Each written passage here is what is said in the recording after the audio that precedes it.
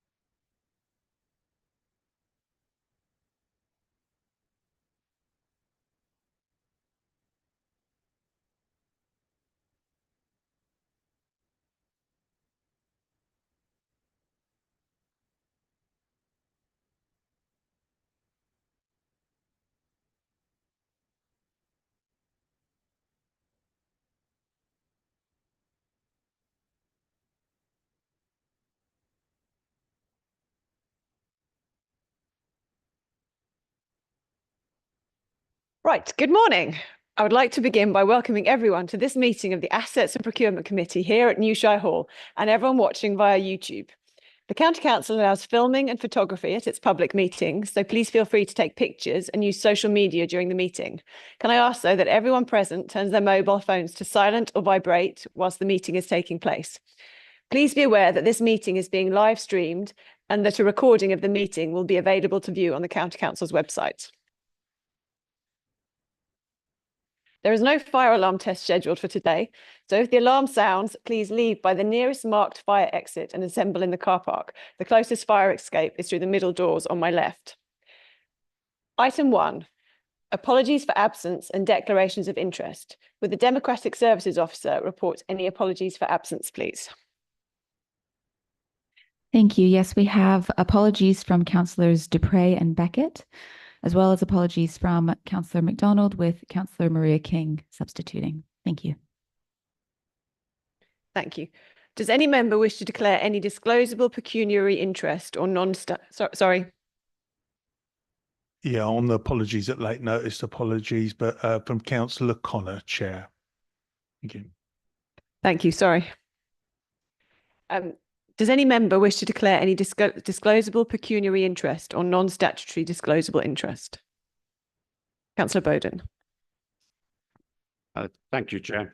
On agenda item 5, I think it's prudent for me to declare an interest in relation to Hereward Hall, which is mentioned within the report, and I won't speak on that subject and I won't vote on the resolution as a whole. However, I do have comments to make on other parts of that paper, so I shall participate in the debate. I won't mention Hereward Hall and I won't vote on that agenda item. Thank you. Councillor Count. Thank you, Chair. On the same item, agenda item number 5, with regards to Hereward Hall, it's in my division, but I feel that I'm completely able to comment and vote on that.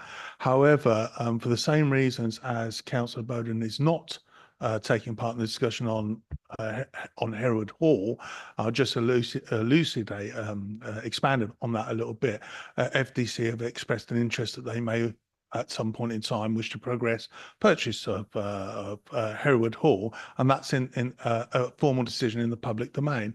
I asked for advice on this matter because whilst Councillor Bowden has taken his own view on this, I asked for advice on this matter and failed to receive any reply, and that was probably 3-4 working days ago. As a matter of interest, it is up for the member to decide. Without that advice, I feel, as I was not part of the decision making when that happened with Hereward Hall, that I'm comfortable making decisions and voting on this matter. If Democratic Services, without the aid of the monitoring officer, feels differently, or the chair does, please let me know. But as I said, with Hereward Hall, I was not present at the meeting that made the decision, and I've had no influence in decision making to date at FDC regarding this. Thank you. So I also raised this particular issue, and the advice was that because this is a decision to progress to a sale, not any decision on a sale, that it was a different type of decision. So were the decision about a sale, then it would be a different approach.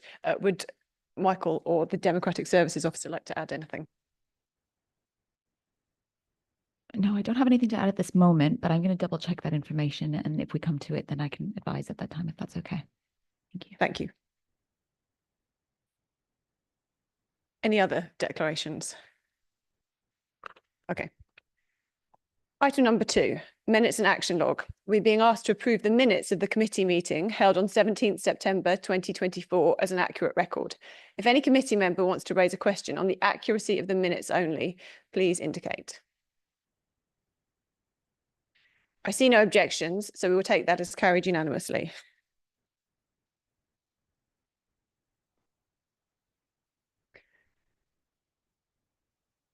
Attached to the minutes is an action log. Do officers have any updates?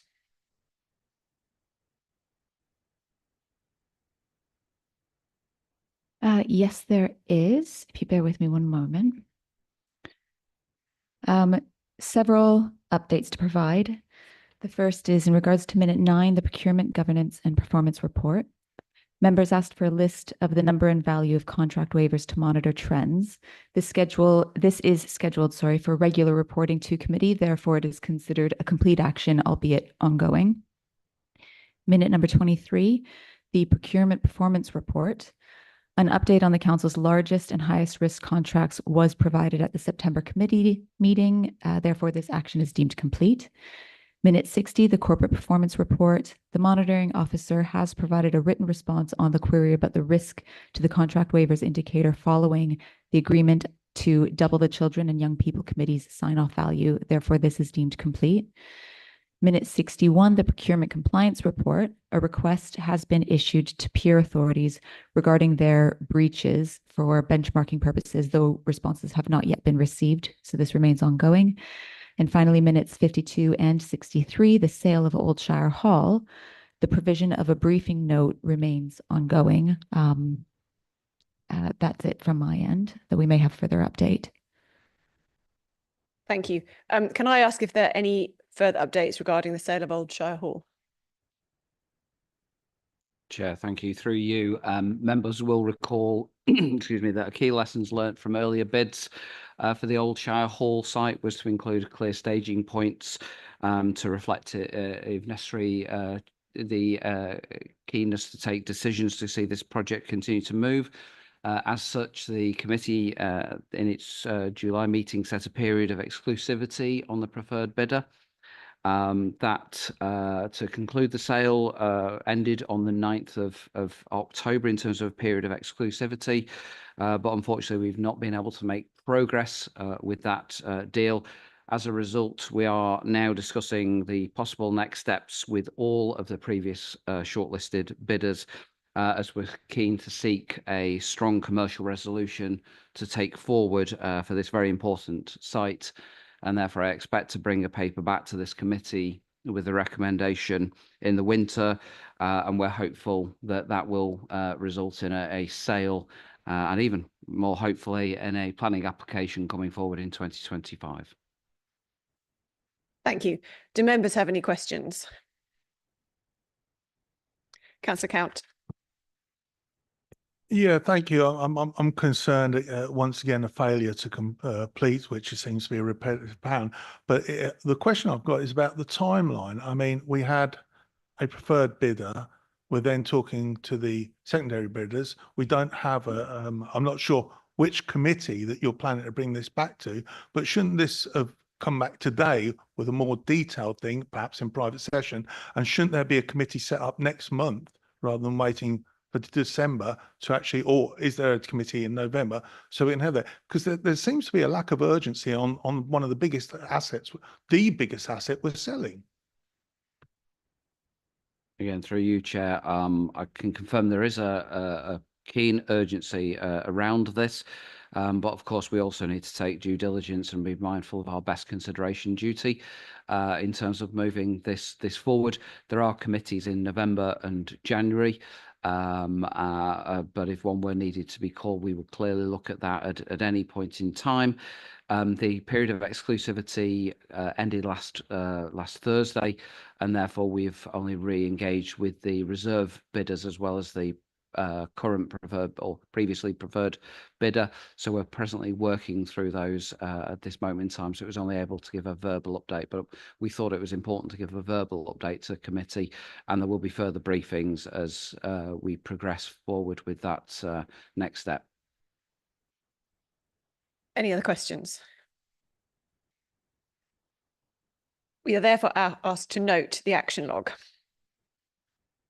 Item number 3, petitions and public questions. We've received 4 requests to speak at the meeting today. 1 request to speak was rejected on the basis that it was related to a bidder of the item in question, and the remaining 3 have been accepted. I will invite the speakers to address the committee once the relevant report has been introduced. 1 petition was submitted in relation to item 4, the disposal of the Mill Road Library. However, in line with the Council's petition scheme, the Council will not consider petitions from or submitted on behalf of a business or person where the main purpose of the petition is to influence a forthcoming commercial decision of the Council or the terms and conditions of a commercial transaction. Therefore, the petition will not be considered under this item. However, it has been referenced in the report on the Mill Road Library as context, and a link to the petition has been provided. Item number 4, the disposal of Mill Road Library. Could I remind members that the appendix to this report is exempt and we will need to move into confidential session if you have detailed questions relating to the appendix. Are members likely to want to discuss materials mentioned in the exempt appendix? Okay, so we shall proceed in public session. Can I ask John Macmillan, Head of Assets, and Chris Ramsbottom, Service Director for Property Services, to present this report, which is on page 19 of your agenda pack, which includes the confidential appendices. Following this, I will invite members of the public who have registered to speak to address the committee. Then I will invite the local member to speak before moving to debate. Thank you, Chair. This report asks committee to consider the bids received for the disposal of the former Mill Road Library in Cambridge. I would like to just clarify item 2.5 of the report, which states that at the time of this report being published, the local member had not commented specifically on the report, which was correct. However, I would just like to confirm and balance this statement in that the local member has made active general representations regarding the sale both prior to the report being published and has subsequently responded to the report following publication. Within items 2.1 and 2.4, the report details the background and history of the building, which was built in 1892 and operated as a library until 1996. It is a Grade 2 listed within Mill Road Conservation Area and designated as an asset of community value. In 1999, it was leased to a community group on a 25-year full repair and insurance lease at a peppercorn rent. Unfortunately, the building had to be repossessed in January 2020 following extensive consultation with the group over a long period of time due to its deteriorated condition. The council subsequently invested circa £500,000 to bring the building back into good repair. Committee will be aware that, aligned with our disposal policy, the building was declared surplus to the council's operational needs and was initially marketed for sale in August 2022, with the outcome and proposals of this exercise being presented to the Strategy and Resources Committee on the 23rd of March 2023. Unfortunately, the preferred bidder approved at committee was subsequently unable to complete the contract and withdrew their offer in November 2023. And more details of that is within item 3.3 within the report. The council duly commenced remarketing in February 2024. The link to sales particulars are included within the report at 3.4.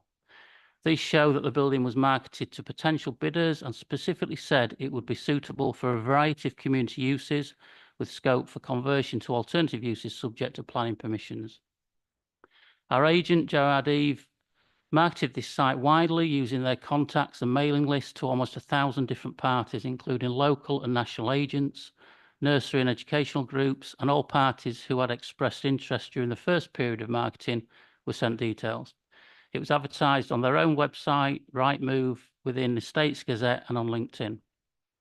The County Council informed the City Council, as we are required to do so, of our intention to sell. The City Council are the administrators of the asset and community value process, and this is detailed within item 3.4 of the report. The ACV moratorium period of 6 months, which both restricts the council's ability to sell within this period, whilst also giving community bidders the time to enable a bid to be made, ended on the 12th of August 2024, and as such, we extended the marketing period to align to that same date. During the 6 months marketing period, we enabled a wide range of opportunities for anybody with interest to engage in the process. We had 89 different inquiries, held 26 different viewings of the building over 4 separate days, had interviews on Cambridgeshire Radio, and in addition to this, we held 2 open afternoons for the public, bidders and any other parties to view the property and have conversation with officers or the agent. This was additional engagement which we were unable to carry out during the first marketing exercise, as is covered in item 3.5. Item 3.6 covers the requirement the council must adhere to in disposing of property to meet the best consideration requirements under section 123 of the Local Government Act 1972, and this recommendation of preferred bidder 1 clearly meets the requirement fully. Item 3.8 confirms we received 7 bids, 6 freehold, 1 leasehold. from both community, private and commercial bidders. The 7 bidders submitted were evaluated by both officers and Gerard Eve. The full matrix of bids are shown as a confidential appendix to this report. However, within item 3.10, we have within the table itemised the bidders by number, and the evaluation scores are shown against each different evaluation criteria, those being deliverability, financial offer, economic impact, social impact and environmental impact. The actual financial bid values are confidential and as such were not included within the table, just the score shown. The different scored elements and criteria are also shown in item 3.11, where it can be seen the evaluation was not just focused on the financial offer, and this element of the overall evaluation only carried a weighting of 20% within the overall evaluation. The highest weighted of 50% was the deliverability of the bid, which included the conditionality of offer, the proposed use of the building, and meeting and protecting heritage needs, requirements for planning permission, evidence of secured funding, and previous experience of similar proposals, and any other supporting evidence given. Social, environmental, and economic impacts were the other criteria scored, each with a 10% weighting. This gave every opportunity for non-financial criteria to influence the outcome of the bids. In summary, bidder 1 provided the highest financial bid, received the highest evaluation score in each of the 5 different scored elements, and provided evidence of available funding. It was an unconditional freehold bid and is strongly motivated to preserve the architectural features of the building and will provide a community use for the building and is covered in more detail in 5.1. Bidder 1's proposal is to hire and use the building for the community, with a focus on creative arts, dance, music, art and educational writing. The uses are fluid and dynamic to the local community needs. The bidder has a history of and has indicated that they would work and listen to the local community to promote creative arts and react to the needs of the community. The bidder is operating existing similar community-based models elsewhere and has a successful track record of providing a sustainable offer. An officer with the agent attended these community venues as part of our own due diligence process, and the bidder has Cambridge contacts and attended the university in the city. Bidder 1 is also in agreement to include within the heads of terms a deed covenant which will restrict the future use of the building from residential use. This will be legally binding and agreed as part of the contract negotiations.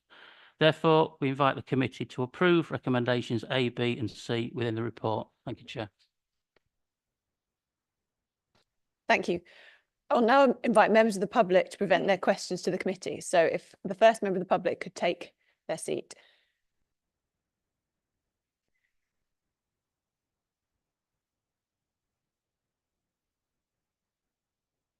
Could I remind you that you each have 3 minutes to present your questions. The traffic light indicator will turn amber when there are 30 seconds remaining. Members, if you have any questions of clarification for the public speakers, I will ask you to raise this immediately after they speak rather than later. I will then ask John and Chris to respond to any questions or comments after all 3 have had the opportunity to speak. Before we start, would you like to introduce yourself? Yes, I'm Charlotte de Blois. I live on Mill Road and I'm a fine artist. If one takes a medieval town and morphs it into a 21st century global city, the result is seismic change. Change should be embraced. Okay. Change should be embraced, but social preservation of the best of what we already have, and the intellectual well-being of citizens. Without this, a locality will experience friction and loss. The old library is a listed building, but it is also a community asset. Its exterior has architectural merit, but so does its interior, which is flooded with light. An unusual characteristic for the 19th century public building. It is a structure which should be enjoyed both internally and externally by Cambridgeshire citizens, and its proximity to the Cambridge Central Railway Station means that it is well placed to be accessed easily in our rapidly expanding city. I request, therefore, that when the committee makes its decision, it will prioritise bids which are aimed towards enabling its communal use for all local communities in their entirety for the purposes of non-religious cultural exchange, be that musical, artistic, theatrical, or literary. A bid which is in contact with the surrounding community would be perfect.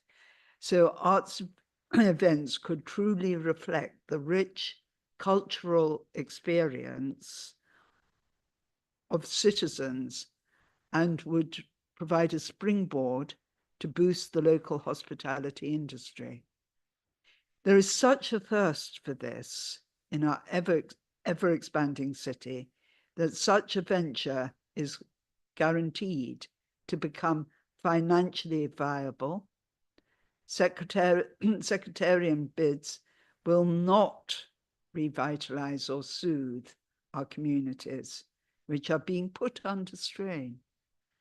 The old library should be for everyone. Have county officers worked with the community to secure the library for community use? And how many officers have visited the site?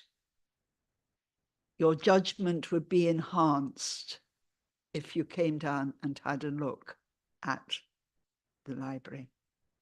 Thank you. Thank you. Members, are there any questions of clarification? Okay, thank you. The next speaker is joining us by Zoom. Is the Zoom link ready? Or by online? Hello. So you have 3 minutes to speak. If you'd like to introduce yourself, and the time will begin once you've introduced yourself. Because you won't be able to see the timer, I'll indicate when you have 30 seconds left to speak. Okay, thank you. My name is Katie Preston and I'm a long-term resident of the Mill Road area. The old library is familiar to me and much loved. I've also performed within it during Mill Road Winter Fair.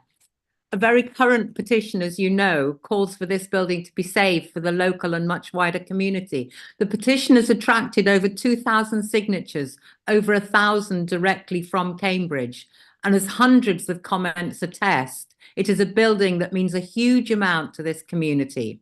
The building, as you know, is put up for sale, and in March 23, many local people were devastated that the community bid was not chosen as preferred bidder. Centre 33 was identified as preferred bidder, and some at least thought, well, at least we do have a genuine community interest here. There was some consolation in that. We were also greatly puzzled as to how and by what criteria the decision had been made. Questions were asked. For this current bidding process, there's been a tiny bit more information, but information given has raised even more questions. Though the officer report is brief, what is clearly discernible is that bidder one is not a community bidder. There's a vast difference between offering studio spaces for hire at commercial rents and the not-for-profit community facilities offered in the adjacent community centre with which the community bid is hoping to cooperate and complement, not compete with.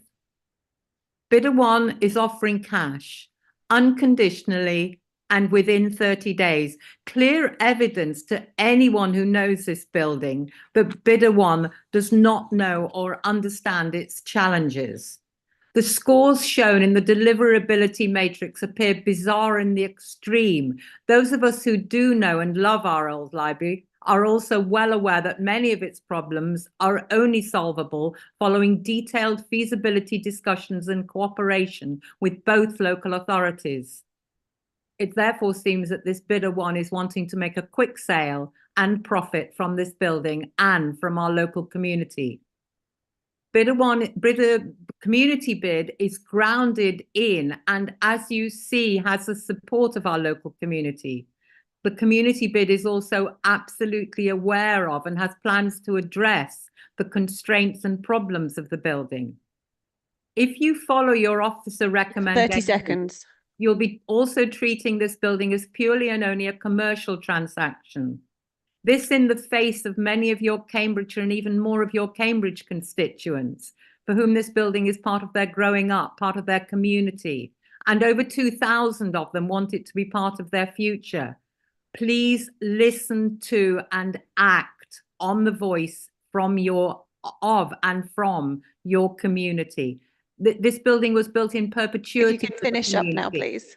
Anything would no, taking it away now would take it away in perpetuity. Thank you very much.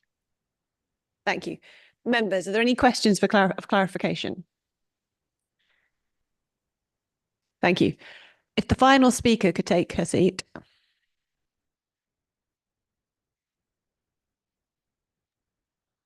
If you'd like to introduce yourself and then begin speaking for 3 minutes. Thank you. My name is Kate Collins. I'm a Mill Road resident, former chair of the Mill Road Winter Fair, and current lead the Mill Road Fringe, which organises cultural events in the locality throughout the year. I'm also co-founder of charity Love Mill Road, which promotes social networks and community engagement locally. As someone who has extensive experience of organising events and promoting social networks in Mill Road, I can assure you that this is an exceptionally creative and vibrant community. We know that Cambridge is proud of and benefits from its Mill Road. So why then would our county council not trust the local community to deliver on this bid? This is the local community that demonstrates annually that it is capable of organising one of the biggest volunteer-led street fairs in the country, and which, in partnership with multiple agencies, has delivered and runs a state-of-the-art community centre adjacent to the old library. Frankly, it feels like a kick in the teeth, and several thousand people who have pledged their support will be outraged. The Mill Road community knows how to work in partnership. We have the finance, the expertise and the drive to convert and run this building sustainably long term. A key factor to consider is the potential impact on the adjacent Mill Road Community Centre, which is only recently completed and which offers excellent value, high quality community spaces for hire. While the proposal for the old library is to provide a cafe and auditorium style venue and would complement and add value to this existing major new investment, the bidder one proposal would compete in the same market to the obvious detriment of both venues. Has an impact report been undertaken to assess this potential harm? I'm going to give you a quote from the Petersfield Area Community Trust, who enabled the new centre. There is huge opportunity here for a viable community hub between the new community centre and historic library, if the community bid is chosen. We know this would be enormously popular and a huge asset to the whole area going forward, and cannot understand, therefore, why County has consistently chosen not to engage meaningfully with the community to make this happen. There is real concern that choosing bidder one would be to repeat the mistakes of the past, a decision which would be unreversible and shouldn't be undertaken without the views of constituents taken into account. From my professional life experience as a landscape architect and urban designer, I know the huge value of places which have a tangible degree of community ownership. Such community assets function as vital neighbourhood hubs that generate social interaction and leadership, particularly if they incorporate cafe space. They often also become visitor destinations and give cities a unique identity, providing intangible benefits that cannot be quantified. By contrast, the bidder one proposals would leave us with a building that is restored, but essentially closed, certainly not an inclusive community hub. Please grab this rare opportunity to harness the power and expertise of the local community and to enable that community to secure and manage its old library for the long-term benefit of Mill Road and the wider city. Thank you. Thank you. Members, do you have any questions? John and Chris, do you wish to respond? I'll just pick up some of the points, Chair, if I can. Just summarising really the questions I think that came out of the three speakers. I think bidder one will provide a building for creative arts and is willing to listen to the community regarding specific needs going forward. It's in the bidder's interest in making this a sustainable long-term outcome to listen and work with the community. The covenant, which I spoke about in my introduction, which will be agreed at contract completion, will give an agreement preventing the building from being sold for residential and exploring and going forward as a community offer. And this is a commercial sale, although we have encouraged bidders from all areas to come forward, and an opportunity for the community to come forward. In selling, as I said in the introduction, we are bound, as the report says as well, to meet best consideration, section 123, and this recommendation does meet this statute request, as well as delivering an outcome where the community in the building will be able to be used by the community, and the building will come back into good use.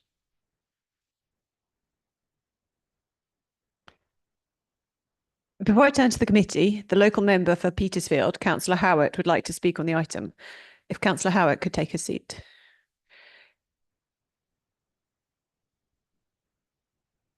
Could I remind you that you have 5 minutes and the traffic light indicator will again turn amber when there are 30 seconds remaining. Thank you, Chair. Good morning, members, and thank you for giving me the opportunity as local member for speaking to on the County Council's proposed sale of the old library building in Mill Road in my division. Thank you to Chris Ramsbottom for making that correction to the report in relation to the very many representations I have made on this to officers and to members. I do place on record my respect for the difficult and important job which this committee undertakes, but today I respectfully ask you not to sell off this building, but to seek an alternative course. I put to you that it is wrong to sell this building for 5 reasons. It is of great architectural and historical significance, which should keep pride of place in the council's property portfolio. It has immense social value, well beyond its financial value, which offers a long-term return to the council by staying in council ownership.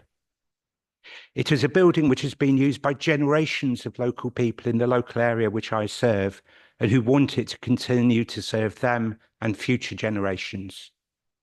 It is a building which was originally bequeathed to this council to stay in the public realm, and although the council's lawyers have deemed it legal to sell, I submit councillors should see that it is morally and ethically wrong for the council to do so. And Chair, that petition of more than 2,000 people, a large number of whom are my constituents, the first line of which says that it is asking the council not to sell the building. As you know, I respect our officers and I do thank them for their courtesy and professionalism, but I believe that the process that we have allowed them to follow has been deeply flawed. From the outset, the only action taken forward was one of sale. There was no attempt at local consultation despite my representations, and it seems my own efforts to do so have been disregarded. All along, the process has treated my constituents only as potential bidders or as no one, with a complete unwillingness for the council to engage with local residents in a community development or placemaking approach in what is an iconic site in our community. This was wrong. To my councillor colleagues, if you had such strong feelings in any of your own divisions, like me, you would celebrate and champion the local community involvement, not dismiss it. So it is only right that I ask you to do the same for the residents in my division. I place on record again that I have not and will not breach confidential information shared with me, nor do I believe it is my role as a local member to say that I can come to a better view on the financial papers put before you. However, I can say it is the wrong choice, that alongside sale, the council should seriously consider a leasehold or other partnership arrangement in which it actively works with the community to pursue a community use, with the county council remaining as a partner at the table. On the choice before you, I do not know better if an entrepreneur unknown to the local community will be as good as his own words. But if councillors genuinely believe the assurances given and are determined to proceed with this option, why don't you build in the strictest terms into the deed so that the council retains real power to enforce the assurances given about the building's future use. The suggestion that this is left to planning powers alone, or simply to the exclusion of residential use, is not serious. And as I think you may do, will you also invite this bidder, if selected, to undertake public consultation in partnership with myself in my division as soon as practically possible, so that local people can begin to be more fully involved as they have wanted all along?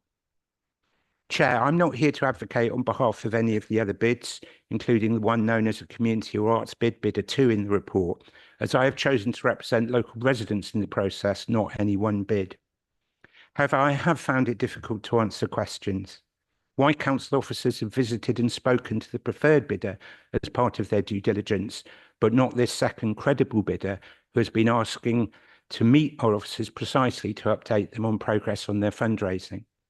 Why officers and members appear to be dismissive of the progress they have made, including in relation to a confirmed £500,000 grant from the Archaeological Heritage Trust?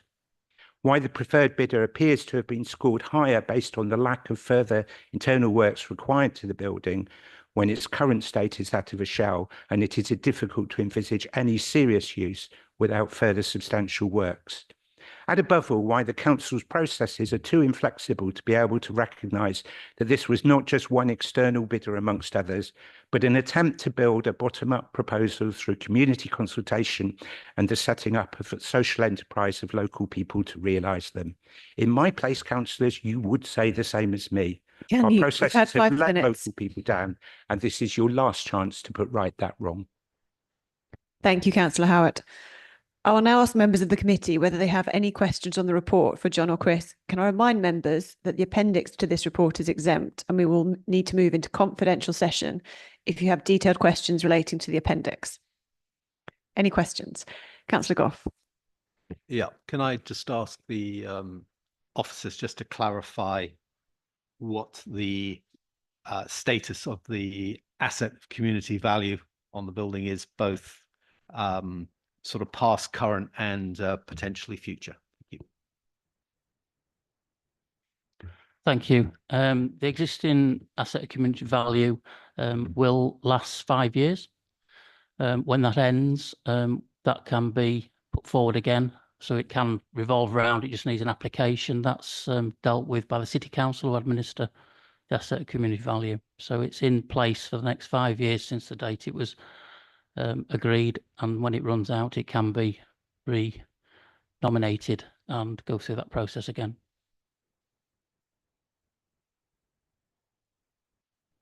So just for clarity, the asset of community value designation doesn't mean that the council has to sell only to a community bidder. It just means that it has to give the community once they've triggered the decision to sell, the community then have a period to raise money and buy it themselves, and that's what we've done. When the sale triggered the asset of community value moratorium, we observed that, and it ran out just recently in August. Councillor Count. Thank you, Chair. And I've got 3 questions, please. The first question is, are officers satisfied that this sale has followed the process and policy regarding disposal that is currently adopted by the joint administration? The second question is, on the in 3.11, there is a waiting table. We know that the bid last year fell through, I think, November 2023, and because of various reasons, it's October 2024 before we are considering a bid again. The waiting in the table that we've got in front of us, my question is it the same waiting as used previously in the November 2023 bid? One of my concerns, or not actually, one of my praises for the weighting is 50% on deliverability, because we've seen the failure of this one to complete. We've seen the same with Shire Hall, and I do feel it's about time that, you know, we started getting some of these over the line. So I appreciate that. So my question is, were any of the weightings changed? My third question is quite a technical one. I've been around as a layperson following the advice of officers on many occasions and challenging them in others. And one of the things that I've been told repeatedly was the value of a covenant on a sale is very difficult to enforce and can be removed at a later date, whereas the covenant on a lease is absolutely stone cast, and it's up to the leaseholder whether that gets changed. This is particularly relevant when the Conservative administration were trying to lease Shire Hall, which meant you had permanent protection of the mound, the historic mound and the associated groundworks. And if it went to sale, we knew that we had less protection there. Now, in this particular case, with this bidder, bidder number one, we're being told that the covenant will protect the community asset, this to be used for the community. But in previous conversations I've had, a full sale, a covenant is weaker than a lease. So I'd appreciate some comments and advice on that, please. I'll pick up the first two questions, Councillor Count. Yes, we've followed the disposal policy of the council in this sale. I'm picking up your second point about the weightings. The weightings have changed since the first sale. The weightings between deliverability and financial have swapped. Lessons learned around, as you put it, trying to get this deal concluded. We put more emphasis on the deliverability than the financial aspects of the bid this time.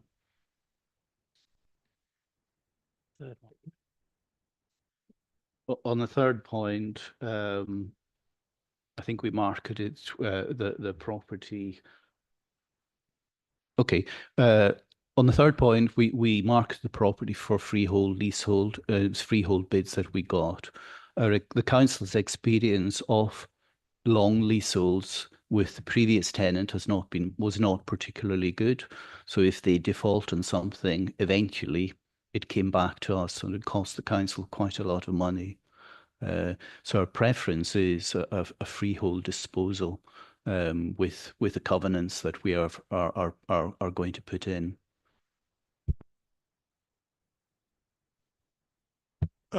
On point number one, the weightings, I'm delighted of the confirmation because I didn't know that. I just looked at them and wondered, right? So I'm glad that the council is now actually prioritising, trying to realise some of the assets that it's been failing to sell through.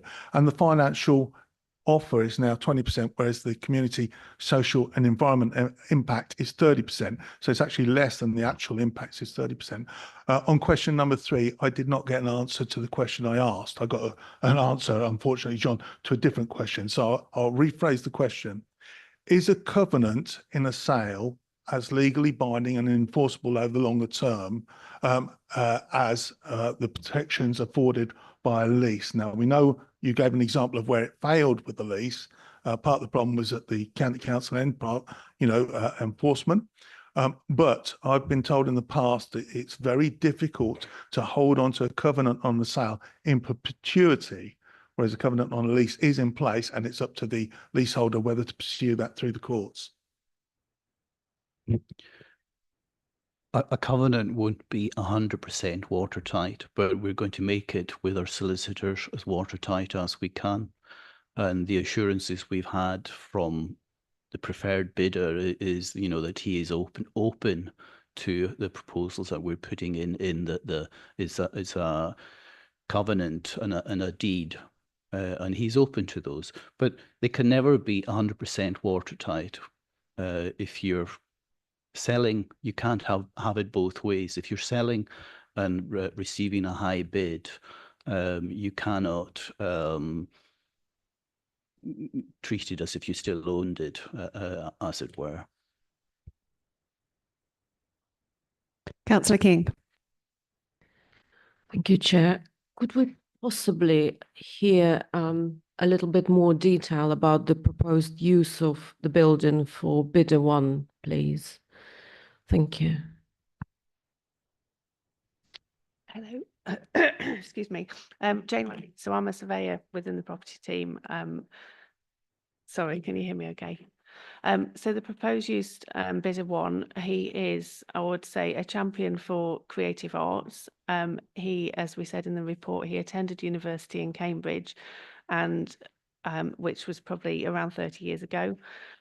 He has since made his money and sees Cambridge as somewhere that he really loves and wants to champion the creative arts in the city. He feels that this kind of enterprise that he's operating elsewhere is not something that Cambridge offered then or now, and so going forward, that is his intention. As we've all talked about, we assess the bids looking at deliverability, financial offer, social environment, and economic impact, and we feel that he scored very highly across the range of bids, and he is hopefully true to his word and will deliver on those. We cannot guarantee that the building is for community use, but in order to make the enterprise viable in the way he has done elsewhere, he has got to be community focused.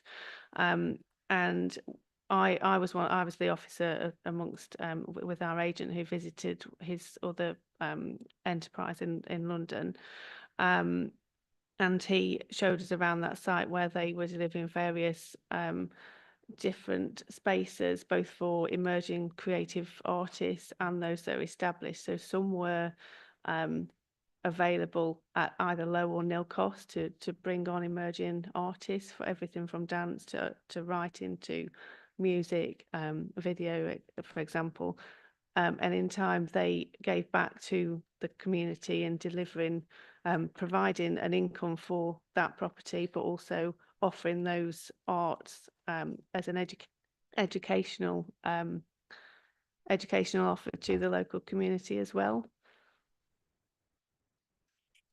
I would just add that the bidder, he recognises that where he's operating just now is different from Cambridge. So his offer is to meet the local community and to respond to local demands. So, you know, dance may be the main thing that's in demand where he's operating just now. Mill Road, it will be something completely different, perhaps. Councillor Goldsack. Thank you, Chair.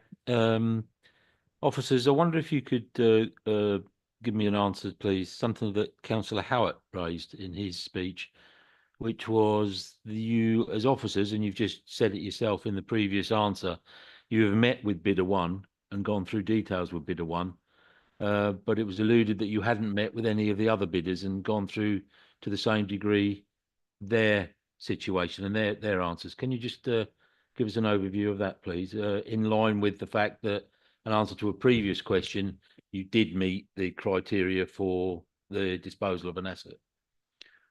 I think the main reason for meeting bidder one was he has an existing operation which he can demonstrate. So he wrote about it in his proposal, and the officer and the agent went to visit it just to see whether it was true, whether it was actually operating as a centre which was letting space to the local community, and that proved to be the case. Through you, Chair, if I can come back on that. So by default, then, the correct way when dealing with the disposal of an asset is to not speak to the bidders because you haven't spoken to the others. Is that correct? No, we went to look, or Jane went to look at the offering that was established, operational, ongoing at the moment. The Mill Road community bid hasn't got anything that we can actually go and look at. They're not running a community centre at the moment, as far as I'm aware. I just want to add as well, so the bidder two, within the bid proposal, it was improved from last time, which I think we've all recognised. They set out more of a plan of how they were going to use the property, a brief business case within that, possible sources of funding. So it was quite clear from their bid what their proposed use was of the property. With bidder one, as was said, we feel that the use is quite fluid in demand to the community need. So the idea of the visit to his established enterprise in London was to understand what he was doing in his existing enterprise, and to understand how that worked, how it had perhaps changed over the time. I think it's been established around 15 years now, and how that had changed and how that had become fluid, with the idea that sort of proposal would be replicated to a certain extent at the Mill Road Library. Thank you. Could I just answer a little bit more of that question? I mean, it is allowable to seek clarity from bidders on any points that we would find in their submission. And the visit to their existing enterprise was carried out after the scoring was carried out. So it was a double check due diligence to say that following our scoring, where we were aware that this would be the preferred bidder coming forward, we just wanted to double check and make sure that what was said was accurate. Councillor Machini. Thank you very much, Chair. I have one question, which, then I have some points for the debate, but I'll make those later. The question is, in terms of the fluidity of the community use, one of the things that I'm sure attracts the local community to something like a library is what you might refer to as an open door sort of state. So you might be able to have a space, and it doesn't have to be the whole building, but it could be some space where, during business hours, the doors are open and you can go in. I don't know, rent a book if it's a library, or have a cup of coffee, or, sit on a sofa, something like that. Is there any provision within the current bidder one's intentions for something like that to happen, or would that not be possible?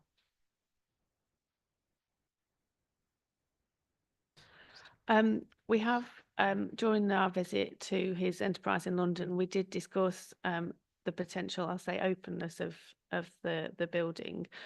It really depends on what, I suppose, his engagement and the community wants and needs are for the building going forward. He will be purchasing the property to make sure, to offer to deliver this creative space, but it's also got to be financially viable. So if he doesn't respond to the community, then it's not going to be financially viable for him to then operate it. I think going forward, I think engagement with him will be possible to discuss the possibility of having open everyday space. But again, it's something we can't guarantee going forward without sort of further discussions and during the contract.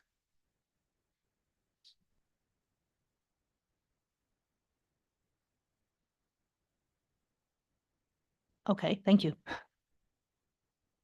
Any other questions? In which case, we will now move to the debate. Would anybody like to speak?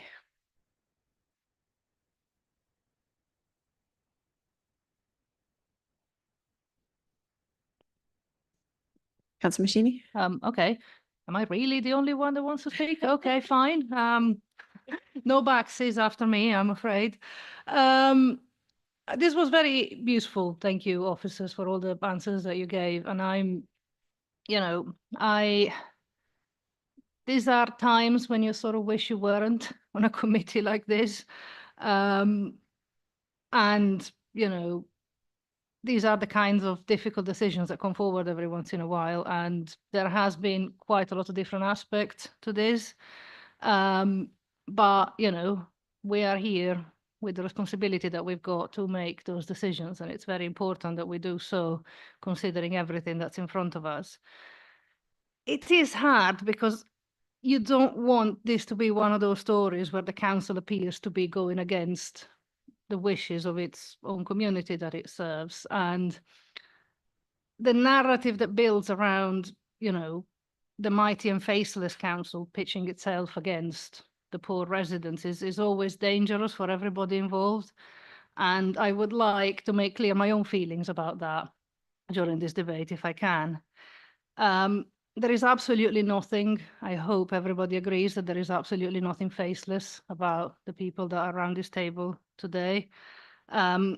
we all, and I certainly personally, I speak just for myself, we all really care very deeply about the place. We love it, we know it very well, and we desperately want what's best for it. And I hope that people understand that that is the case. In particular, absolutely, I have to acknowledge that there is no one who cares more about the place and the local community around it than my good friend and colleague Richard, who has addressed us earlier. He has worked absolutely tirelessly in representing his residents throughout this process, and I would like to recognize the amount of work that he's done, and as a consequence, the amount of work that I have done as well, meeting people that some of them are here today. We have met them, we have talked to them at length, we have understood to the extent that we could the details of what they thought and what they wanted. Which is why, you know, these stories about the mighty and faceless council are also disproportionate, because we're very much anything other than mighty, I'm afraid. We are threadbare. And the point is not so much that we don't have cash, though we don't. The point is that we can't afford to take on any risk. And that's the situation that we find ourselves in. Previous speakers, at least some of them, Richard, I think, was one of them, and also some of the public speakers have referred to the power that they would like the community and the council as a community representative body, the power that they would like it to have over the use of the building going forward. You don't get power for free. Power comes at the cost of risk. And this is what we have to understand. Because if we take on excessive risk, we will go down. The entire council will go down, and it has the potential of going down over something like this, because I don't have to go into too much detail about what it means to actually administer a listed building. Decisions have been made in the past that have shown just how much that risk can become adverse if you don't manage it properly. The previous use of that building was not managed properly. And it's the kind of thing that came back to us with a really, really big bill. And it's not something that we would ever be able to afford to pay again. And that is a problem. And that is why the risk factor is going to have to be crucial in when we make this decision, alongside, rightly, the focus placed on community and social value, which is at the forefront of our mind. But so is everything else, because if we go bankrupt, we can do absolutely nothing, not for Mill Road, not for anybody else. And this is why this is so difficult. But thank you, everyone, for all your representations. I have appreciated it very much. Thank you, Councillor Machini. That was beautifully spoken. Councillor Netzinger. Thank you. Yes, thank you very much, Elisa, for putting that so clearly. I just want to go back a little bit and spend a little bit of time talking about the history of this building with, as far as I'm concerned, on the council, because I think it's really important to remember just how long this building has been sitting empty on its current site. My first understanding about this building came probably, I'm trying to remember whether it's 8 years ago or 10 years ago, but really a very long time ago, when it came to the previous iteration of the Assets Committee, because it was a listed building that we owned, which was in a really shocking condition, and it had not been looked after by its previous tenant. So it had not been being cared for in the way that it should have been. As Elisa has said, the council is not in a financial position to be able to, again, take the risk of a beautiful listed building not being looked after in the way that it should be. But just thinking about it from the point of view of the community and the beautiful asset that the library is. And I do want to be clear that many of us know this building well. It is a beautiful building, and it is at the heart of a very vibrant community. And it should be being used by that community, but it has been standing empty and unused for many years now. And it is a small tragedy that should be the case. And it's really important that it comes back to life at the heart of that community. And it is my belief that Bidder 1 is the best way to do that. with the capacity and the resources that can be put in to bring it back to being at the heart of that community. Now, I understand that there are some in the community who want to see it retained in community ownership rather than private ownership.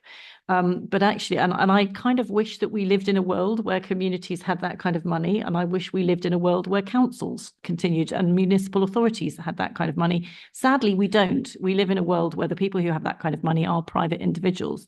And I regret that, but that is the world in which we live. And if it is private individuals who have the capacity and the resources to bring this building back into the kind of use that we all want to see for it, I think that the right thing for us to do is to allow that to happen. And I think that's the decision we've got before us today. So I hope very much that this bid will be able to take it forward to become again the heart of a community and a space which is used incredibly creatively. And that's, I think, what we all hope from this outcome. Thank you. Goff. Yeah, Chair, I think I might be just about to give you a problem, which is that I would sort of like to make a suggestion, have a discussion about sort of something relating to element C of the recommendation, the delegating of the terms, and in reflection of the discussion, a possible term which we might want to incorporate. Now, I suspect that might be considered to be part of the commercial session, so I'm not sure what you want to do about that. I'll take some advice.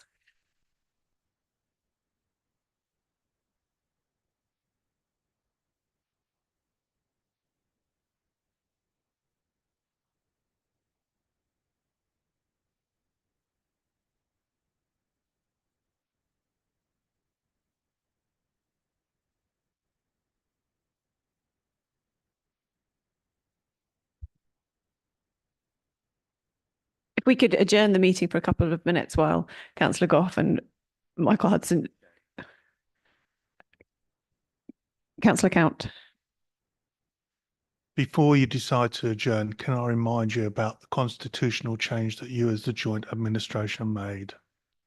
Right. So at the very least, whether this should be discussed in confidential session, I think is a sensible thing to discuss. If the driver is to change a recommendation, then before you have that, you have to consider what you changed the constitution to. You can't move it on the day unless it's an emergency.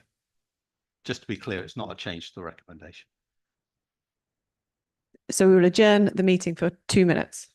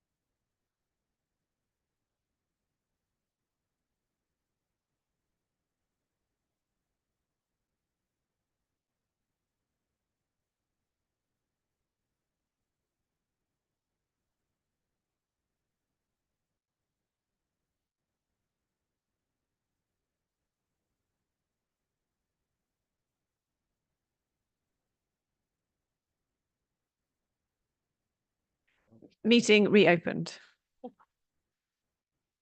Councillor Gough. Yeah, so thanks to Mr. Hudson for his advice on this. And determined that this actually is not a confidential matter.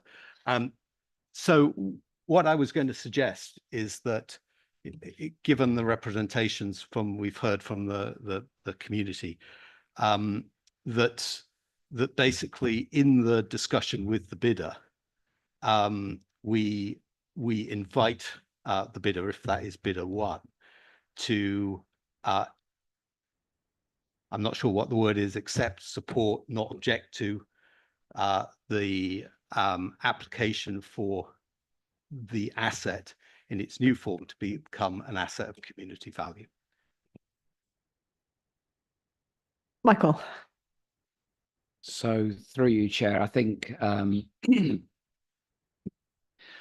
think we've got strong indications from the committee and from the representation in terms of the worth. I would also add that I've visited the site on many occasions, and I think it gives us this opportunity to, with clarity in discussing the heads of terms and then carrying out the transaction, that we ask the bidder one as the preferred bidder to support the future, as Chris indicated earlier, that an asset of community value is a period for 5 years, and that runs, and then the community will need to resubmit to the city council.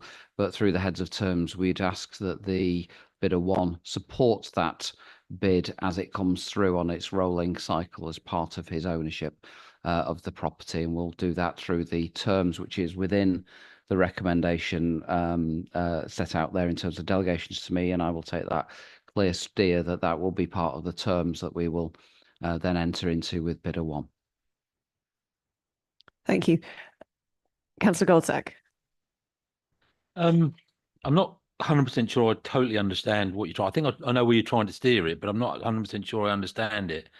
But I do have a bit of a comment during the debate stage here that if this building is the community value led building that we're being told it is, I don't know it that well myself, but if it is, and it sits firmly and squarely within the area that's governed and controlled by Cambridge City Council, right, who are currently spending millions of pounds painting Guildhall and redirecting the Market Square, why have we not seen any financial bid or any financial backing of the community group from Cambridge City Council? I find this a little bit absurd. It's putting all the onus on the county council when they should be supporting their local community as well. And it's visible at this moment in time that we're seeing them spending money. Dare I say, wallpapers or glasses or wife's clothes or whatever, wherever the money's coming from. It's just, it doesn't fit well with me at the moment, I must say. Thank you, Councillor Goldsack. Would anybody else like to speak? Councillor Ray. I was approached at the beginning of this current bidding round by the community bid to have a meeting, and did so, and indeed have had several meetings with them since then in various guises. I've also communicated, had telephone calls, and met with them in the public viewings. I'm in no doubt about the feelings of the community as expressed in the petition, and I understand the deep affection that this building is held in by the local people of Mill Road. It is an exquisite but fragile building.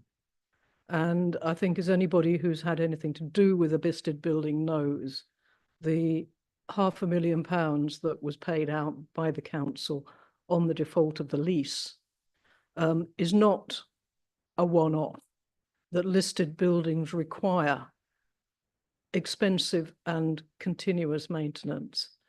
I think with respect to the due diligence that the officers have performed in looking at the other bids and taking everything in balance, I think bidder one gives us the best possibility of this building returning to community use. Maybe not exactly as the community bid would envisage, but to a large extent in providing the kind of facilities that are appropriate to its origins. And I hope very much that that will happen, and that it will go on serving the community, the extraordinary community of Mill Road, for a long time yet. Thank you. Would anybody else like to speak? Councillor Goldsack. Could I just ask for further explanation on exactly what we're going to be voting on now? Because has it changed or hasn't it changed? I'm sorry if I missed it. So so the hasn't changed. recommendations, So I will read out the recommendations when we get there. they are exactly the same. Yes, no change to the recommendations. Councillor King and then Councillor King. Thank you, Chair. I just want to firstly build on what Elisa and Lucy and Kathy have said, and thank the representations today from the community bid. And just to say, if it is quite clear that you, those who have put the community bid together, have a very clear vision of how you want this building to be and what you want to see. And I'm reassured by the officers saying that bidder one is ready to engage with the community, and in fact that's kind of the success of the enterprise is predicated on that. So all I want to say is I very much hope that if we do end up with bidder one, the community would be able to engage sort of as soon and as quickly as possible to make sure that there is influence on what is going to end up. So thank you. Councillor Machini. Thank you, Chair. This is something I hope has been determined, but I just wanted to put on record. So we have heard from, well, we have heard from officers and certainly from us that we would be very happy to see continued engagement between the bidder as is chosen and the local community. And I just want a confirmation that our action log will reflect our willingness and ability to promote meetings and engagement events to the extent of our powers. And just to make sure that that will stay on our radar as we go forward, until every ink that needs to be dry is dry and all the rest of it. So if we could make sure that that is in the action log, that'd be great.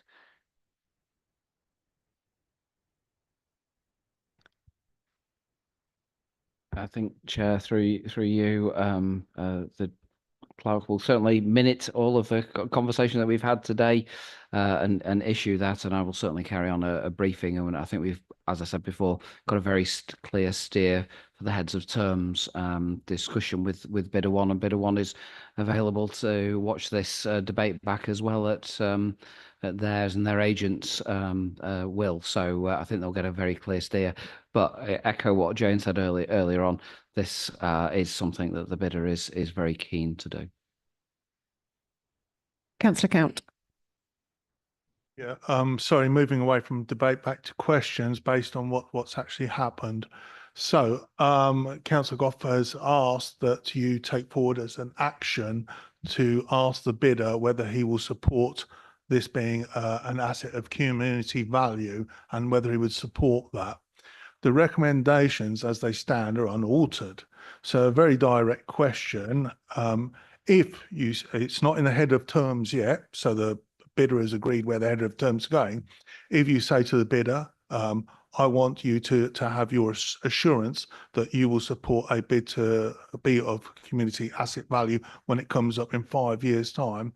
If theoretically the bidder says fluffy words or actually goes so far as to say no, what are your instructions from this recommendation? Is that still to approve and accept the bid from bidder one, or are we somehow bypassing changing recommendations and we're in the realm of the delegate authority? You will actually delegate the authority not to proceed because you haven't got the assurances that Councillor Goff sought. Thank you. Through you, Chair. The recommendation remains unchanged. Therefore, the recommendation is as set out. And if the bidder were to say no, then that would be the end of that. In terms of the The position is to seek sale, and the report covers a deed of covenant relating to the residential. However, I will take the strength, purpose from this committee into those discussions around the heads of terms, and ask officers finalising that to bring that up in discussions. But you're correct, if that was a no, that's not within the remit of the recommendation. Would anybody else like to speak? Councillor Bywater.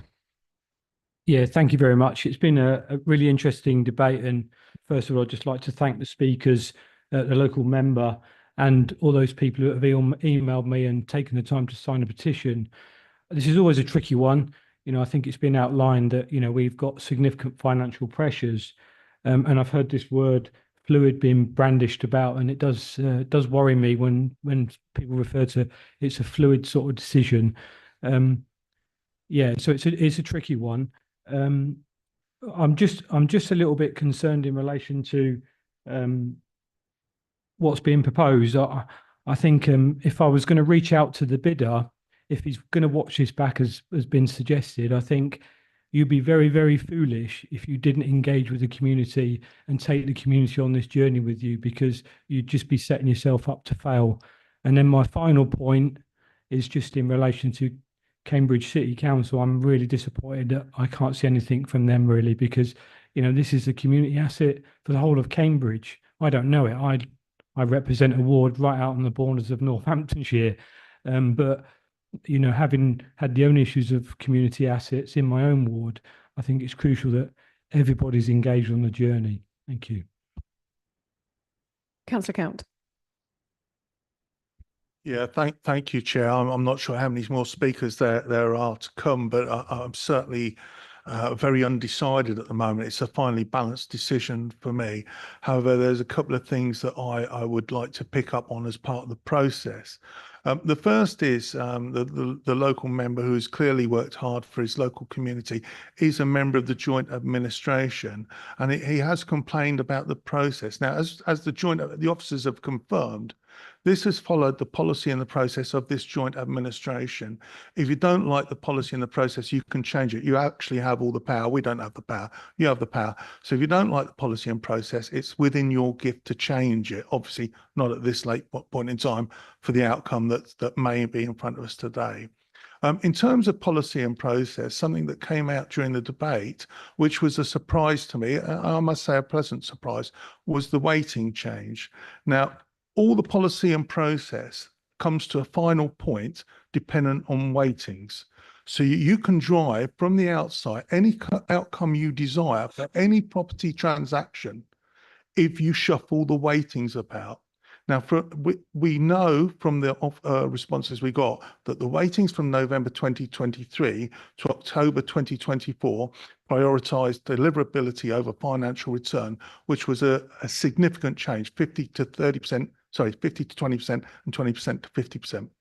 That is a significant change. That wasn't referred to in this report, which I find quite a significant omission. I also find it quite significant that whilst we have a policy in place, the weightings can be moved about ad hoc without us through spokes or other means being involved or knowing. As I said, if you can change the weightings, you can predetermine any outcome for any decision. So I'm disappointed that we weren't involved in any decision to change weightings, but I welcome this particular change. But I think moving forwards, the joint administration has got to come back and describe to us how the weightings will be discussed in future for any sales, because they might not be the same for every single type of asset, but to actually be excluded from any discussions that happened in this seems a bit difficult. But yeah, it follows the process and policy as indicated. I'm still out at the moment. I'll wait and see. Michael has indicated he'd like to speak. Just to clarify, it's that use of the word predetermine. I think what it is it is setting out aspirations around the sale, and in this case there was one of deliverability. There was also one of the recognition of the value of the asset and the ability of communities to bid in that scoring against potential private sector comparisons. That's what the reflection of the scoring was to do, and that was set prior to bids being received. Councillor Count. I'm not complaining about the scoring in this case. I'm not complaining about the weighting. In fact, the two changes you've outlined seem to be very sensible in this case.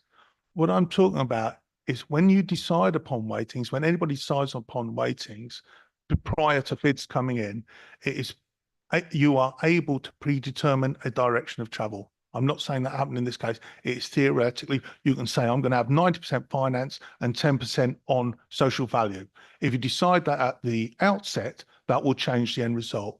What I'm saying here is in this particular case, if it hadn't come out through questioning, we were totally unaware of a change in weighting, and we wonder how that will happen in future with all bids, because we, as the opposition, need to be involved in such a significant change or interpretation of policy. It is significant. That was the point I was making. Thank you, Chair.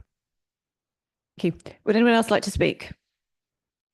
In which case, well, firstly, thank you very much to all the local members of the community, to the local member, to everyone who's taken the time to write and respond to the petition. It is something we all have listened to. It is something incredibly valuable, and it is something that a council provides the opportunity for people to do, for local voices to be heard. We've heard about the special place this building holds in people's hearts, and it is not a decision anybody is taking lightly. We have reviewed the evidence, we have read the report, we have debated it. The report recommendations are: the committee is invited to A, receive the results of the marketing and invitation for bids and consider this fully, drawing on the assessment of the council has undertaken and officer's recommendation.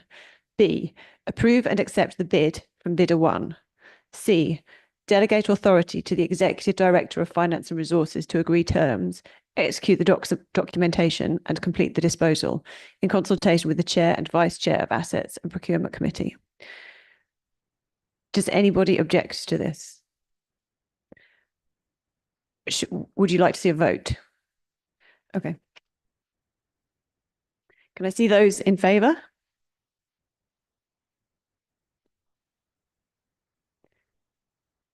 That is unanimous. Thank you very much. This means the recommendations are carried. Thank you very much. Item number 5, Accommodation Improvement Programme, Tranche 1 update. Can I remind members that the appendix to this report is exempt, and we will need to move into confidential session if you have detailed questions relating to the appendix. Are members likely to want to discuss the materials mentioned in the exempt appendix? We will continue in public session, but at any time we can move into private session. Can I ask Chris Ramsbottom, Service Director for Property Services, and Chris Finch, Head of Facilities Management, to present this report, which is on page 41 of your agenda pack, which includes the confidential appendices. Thank you, Chair. This report asks committee to note progress and endorse the Tranche 1 proposal of asset rationalisation, adaptations and employee moves as part of the initial phase of the overall accommodation improvement programme. This change programme is aligned to the land and property strategy in regard to the requirements to challenge our built assets to ensure they are fit for purpose and contributing to the ambitions of the council. The proposals have been endorsed by the Accommodation Improvement Programme Board, the Capital Programme Board and the Corporate Change Board prior to being brought to committee today. Tranche 1 focuses on the council's office portfolio and will provide a hub-spoke and satellite model which will reduce and optimise our office portfolio to enable flexible, cost-efficient, well-utilised assets and assist the delivery of services closer to the community. The proposed revenue savings and capital receipts from delivery of the overall programme is built into the council's financial planning and was approved as part of the wider business and financial plan at full council in February 2024. The figures are noted in item 2.4 alongside the original scope of buildings to be disposed of through the overall programme. The need for this programme was evidenced by a number of reasons, notably the agile way we now work has resulted in our office buildings being underutilised, with the highest utilisation rate recorded over a working week of 25%. Whilst the buildings still have to be maintained and incur running costs which are inefficient and not fit for purpose in delivering a building which is efficient, vibrant and effective to meet service needs. And as such, this has presented opportunities to rationalise the portfolio, save revenue running costs, deliver capital receipts through disposals and invest in those buildings we retain to raise the quality of those buildings, improve the carbon net zero position, and through the hub, spoke and satellite model, offer a wider flexibility for colleagues to deliver service outcomes and improve their well-being by working in vibrant, well-utilised buildings which allow connectivity. The report is also asking committee to endorse the investment in those retained buildings of circa 1.85 million to raise the standards and quality of the working environment for colleagues. The capital funding to enable this is included within a financial paper which will be presented for approval at the Strategy, Resource and Performance Committee on the 24th of October. The delivery of the deliverable outcomes of Tranche 1 proposals are detailed within item 2.6. This includes the disposal of the following office buildings: Hereward Hall in March, Butts Grove in Huntington, Noble House in Ely, Speke House at St Ives and Stanton House in Huntington. These proposals will affect 791 full-time equivalent colleagues, and item 3.1 covers the potential impacts of colleagues in specific regard to a change in contractual base, the formal employment law consultation requirements, flexible space allocations and the impact on employee morale and well-being, and informs that a communication and engagement plan will be activated to support colleagues through this change. Item 3.2 informs the considerable consultation engagement which has already been carried out to enable this report to be brought to committee today. This includes service area mapping of teams, feedback from Executive Director and Head of Services, as well as endorsement through the relevant boards as part of the council governance process which I named earlier. We also engaged with One Public Estate Partners to consider impact and opportunity that might provide, and the programme also has its own page on CamWeb with frequently asked questions and a link for any colleagues to raise any issues. Recognised trade unions have been engaged on an ongoing basis through the monthly corporate joint panel meetings, and the table within 3.2.8 shows the buildings proposed for closure, the number of colleagues affected, and the proposed buildings these colleagues will be relocated into.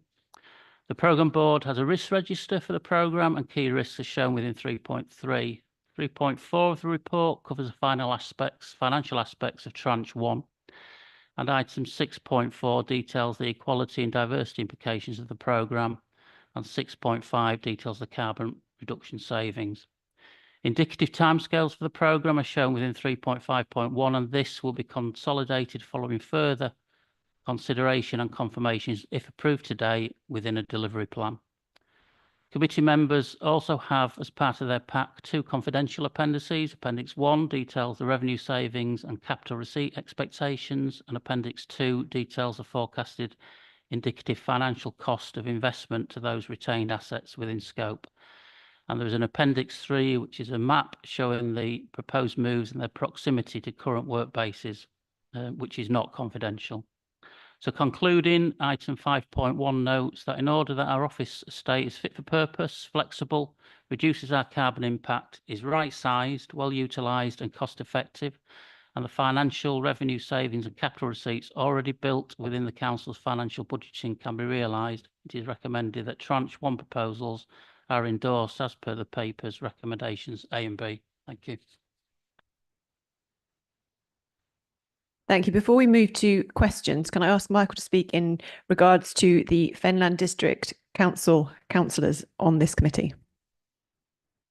I note through you, Chair, that the comments made earlier are sound comments in terms of the discussion, and the recommendations here cover the endorsement of the closure and the investment in other estates, and as such there'll be future papers that will be brought forward where that may be different, but as it stands at the moment, I think the comments that were made by Councillor Bowden and Councillor Count are sound, and fully support those.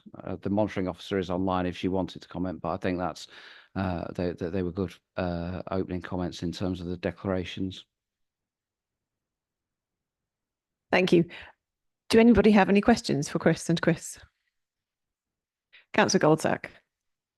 Thank you, Chair. A couple of questions, if I may. One is a request. In 2.5, we go back to the long-running programme of hub spokes and satellite buildings. It's been a while, I think, since we had an update as to the progress on that project and how things are actually going and where they're going. I appreciate this is a component part of that. Maybe that's something that we could put onto the action log to get at a future thing. I'm not saying it needs to be a fully debated agenda item, but I think an update paper on the spokes model as to where we're going and what we're doing would be very useful for us. The second point I had was relating to 3.1.2.1, which is the employees based in properties earmarked for disposal will be moved to alternative spaces. Can the officers explain to me that in spaces such as the libraries mentioned and the hospital, as I saw, that are we losing any space that's used for the original purpose of the building to accommodate these people? So, for instance, if people are going into Ely Library, is the provision of Ely Library services being diminished by us accepting staff in their building? In terms of the example for Ely Library, the intention is to build an area or construct an area that has circa 20 desks for touchdown. It is in an existing space of the library. However, in consultation with library colleagues, they can accommodate that with any detriment service from a library's perspective. So yes is the answer, but it does not detract from the offer that's already offered from that site. In terms of the Princess of Wales example you asked, that is an existing, 2 wings of that building is an existing building that we use, and we're really maximising that space more, which is underutilised. So it's an existing space that we're using for the same reason, same use. Can come back to that. I find it, I mean, that it's good, but I find it quite difficult to understand that knowing Ely Library as I do, I've been in there a few times for various reasons, to accommodate 20 desks on the square floor that is Ely Library, and then say that it's not going to diminish the service of provision of the library services, which isn't just the library services. They provide an awful lot from there in terms of other additional services. I find that quite surprising. So I'd be interested in more details on that one. Thanks. If I can just come back on that point, the existing office within the library provision is underutilised by CAM Skills. Having had discussions with that particular traded service, the proposed changes that we'll be making within the library will actually be just increasing the size of that underutilised space. So while it sounds like 20 desks is a lot, there's already just under 10 in the existing space, so it won't be that detrimental. And as Chris said, having worked with the library service and communicated quite regularly with them, there will be some changes and modifications to the existing library space to actually improve the existing space within this part of the programme. Just one last thing, if I can, Chair. So, look, I've spoke about the buildings I know, and I appreciate I don't know all of these buildings on here, but as a rule of thumb, there is no degradation of the service that's being provided by the current use of those buildings by the actions that we're taking to put extra people in them. Yes, correct. Michael. Chair, sorry, I just didn't want to lose sight of the first point either in terms of the update on the programme. So this is tranche 1. There will be further updates coming to the next committee or the committee after that, certainly in January as part of the business planning process. So there will be other updates that will come forward as part of that. Councillor Bywater. Yeah, thank you, Chair. Yeah, thanks. Very good report. I particularly like the diagram. That certainly helped my geographical knowledge to understand where everybody's going. So thanks for that. I guess my only question really relates to the children and young people. I'm talking about Buttsgrove House and contact visits for our young people. We're going from 2 receptions down to 1 at Scott House. Have we looked at that, the impacts that that could have on our children and young people in relation to the visits and people coming in to see their social workers and their personal assistants, all that sort of stuff? Really, I'd just like clarification on that, please. Yeah, thanks for the question. We have done a lot of due diligence with those that work currently within Buttsgrove. You are correct that it's not a like-for-like building, but since the closure of Buttsgrove, which I think has been closed, circa plus 6 months already, the service are already working quite effectively within Scott House.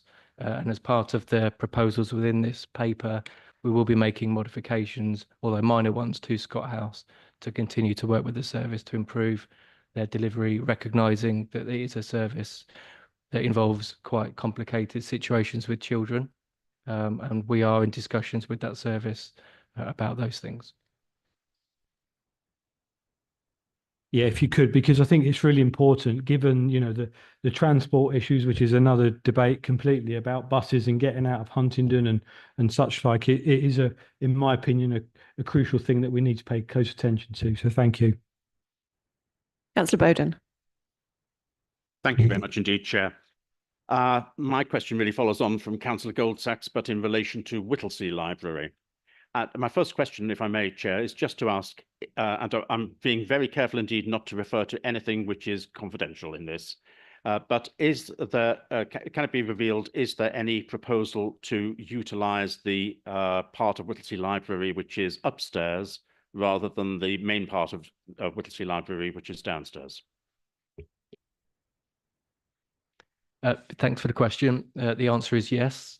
We've been working with the L&D team to look at Whittlesea Library as a temporary base for the L&D hub, due to the closure of Stanton before Sudney House, which is part of the longer term vision for that service. Whittlesea Library is not down as a contractual base for the staff. It will be purely down to training facilities. Upstairs will be used and upgraded to at least some touchdown provision within the library service. Thank you, Chair. That was a really helpful answer. I had concerns that if the library area itself, which is downstairs, were to be utilised for 45 people, even on a hot desking basis, that it would have a very significant effect on the services which could be provided in the library itself. Nevertheless, and I'm now concerned on a different issue. And again, I'm not going to refer to any confidential information that I have received in relation to this agenda item.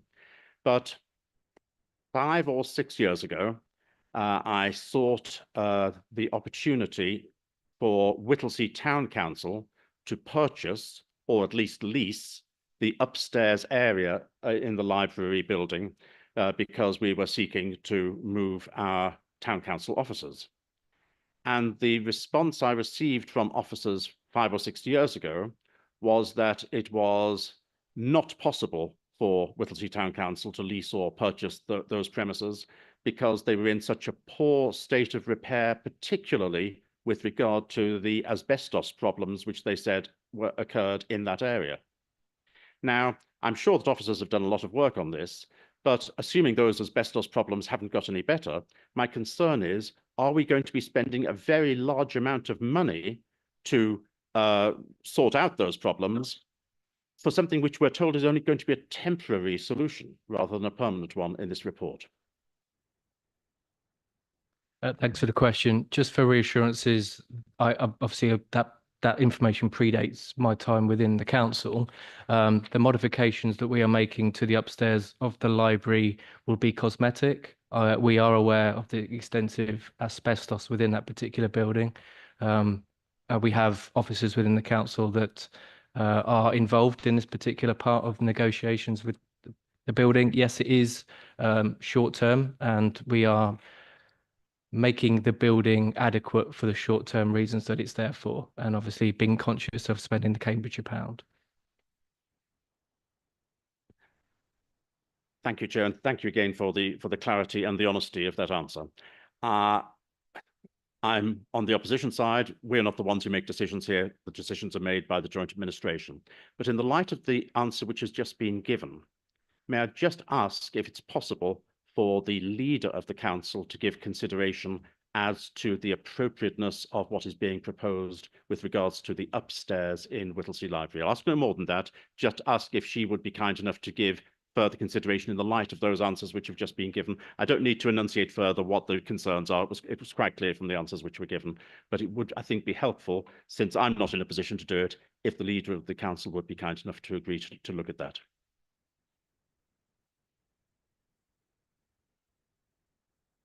I'm happy to take an interest in it.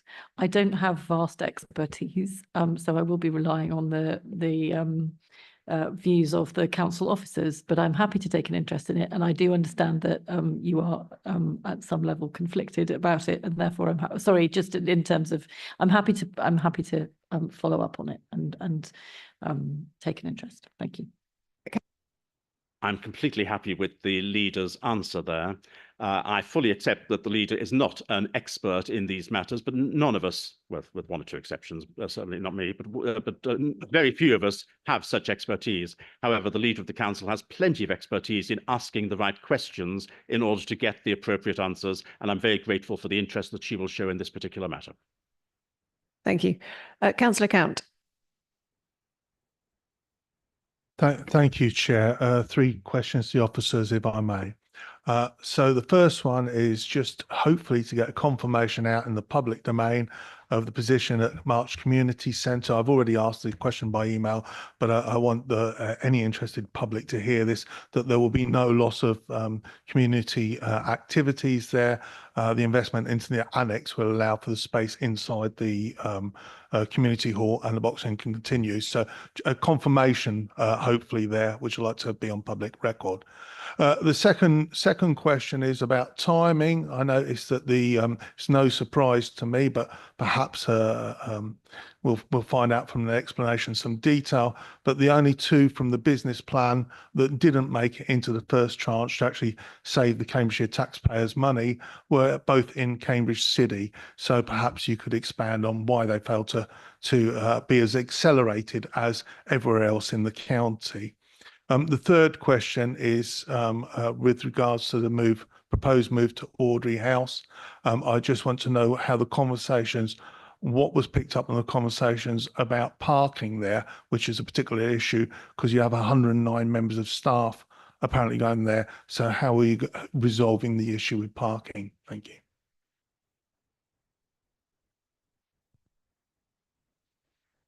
Thanks for the question. I'll answer the first one if I may. The answer to March Community Centre is that yes, community will be front and centre of our plans for that particular building.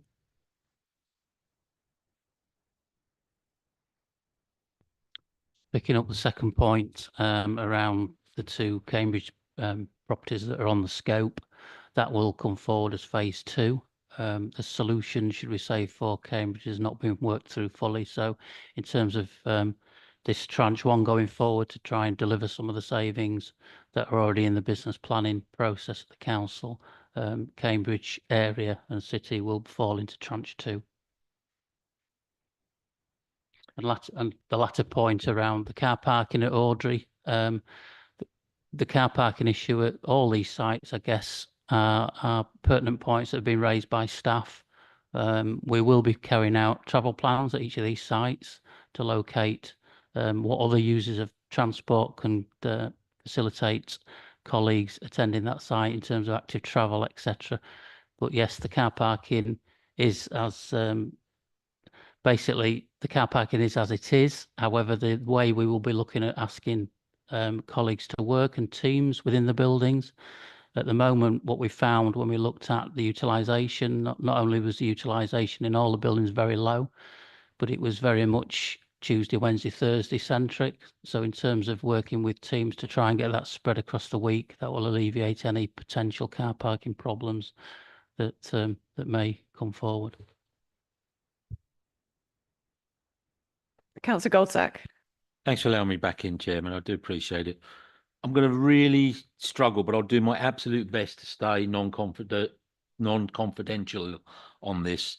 But I think it's fair to say that since the pandemic, there's been a fundamental change in working habits and procedures, with far more people now working from home, working in different environments, different methods, and I get that.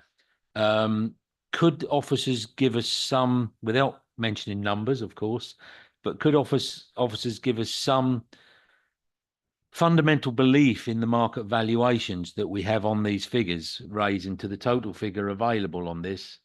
Because I know firsthand that the public environment is not the only one that's looking at its assets base and getting out of offices. And therefore, there's an awful lot of office space on the market at this moment in time. And therefore, why should ours be of significant value over others that are available?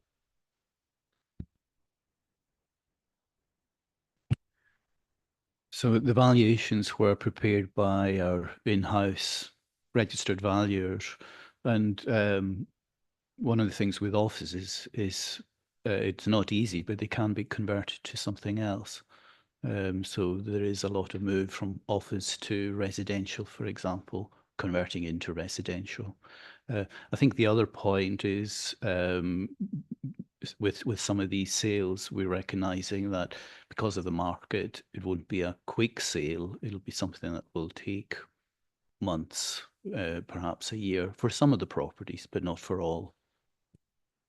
That does bring me to a subsequent point on this, and that is that the savings total forecast, and I'll leave it at that, but the savings total forecast will depend on the saleability and the time of sale of the property. So therefore, that's quite an ambiguous target at the moment, because we don't know until we get into the market as to, is it likely to sell and when will it sell? So therefore, we won't know what money we're going to materialise. Is that a fair comment? That is probably a fair comment, but I mean, some of the properties we've appointed agents already. So, for example, Speak, we have an agent appointed for that one, so that's ready to go quite soon.